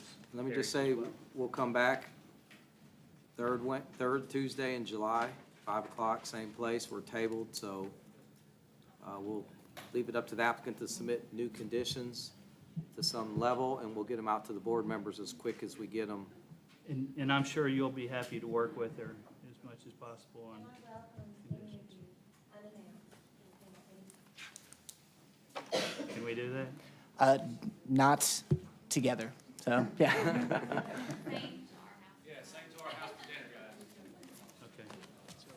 Okay, yeah, it does. Is there any other old business? Call order. All right, if everybody keep order and let us finish our meeting, please. Yeah, we still have more stuff to do. You're free to go. Yeah. But we have more stuff to do. Is there any old business to discuss? Hearing none, any new business? Any announcements? Don't we have election officers? Oh, is that today? Rock on, I'm looking at the wrong one. Yeah. You want to table it too, that we don't have such a big crowd? No. So, if you guys remember, there were some new board members came on. We had to elect officers kind of midway through our typical year. So this is the time of year you guys elect new officers to be effective July 1. You guys could just continue the slate. Maybe we can do this next month or whatever as a housekeeping exercise. But technically, this is the time we elect officers for next July 1 to June 30 next year. And currently, I'll make a motion that we table it till next meeting when we're all, I'll give everybody a chance to think about it. that's fine. It's a motion, a second, all in favor? Opposed? Motion carries. We'll table of officer elections till next month. Any other new business? Any announcements? Is there a motion to adjourn? There's a motion, a second, all in favor? Opposed? Meeting adjourned.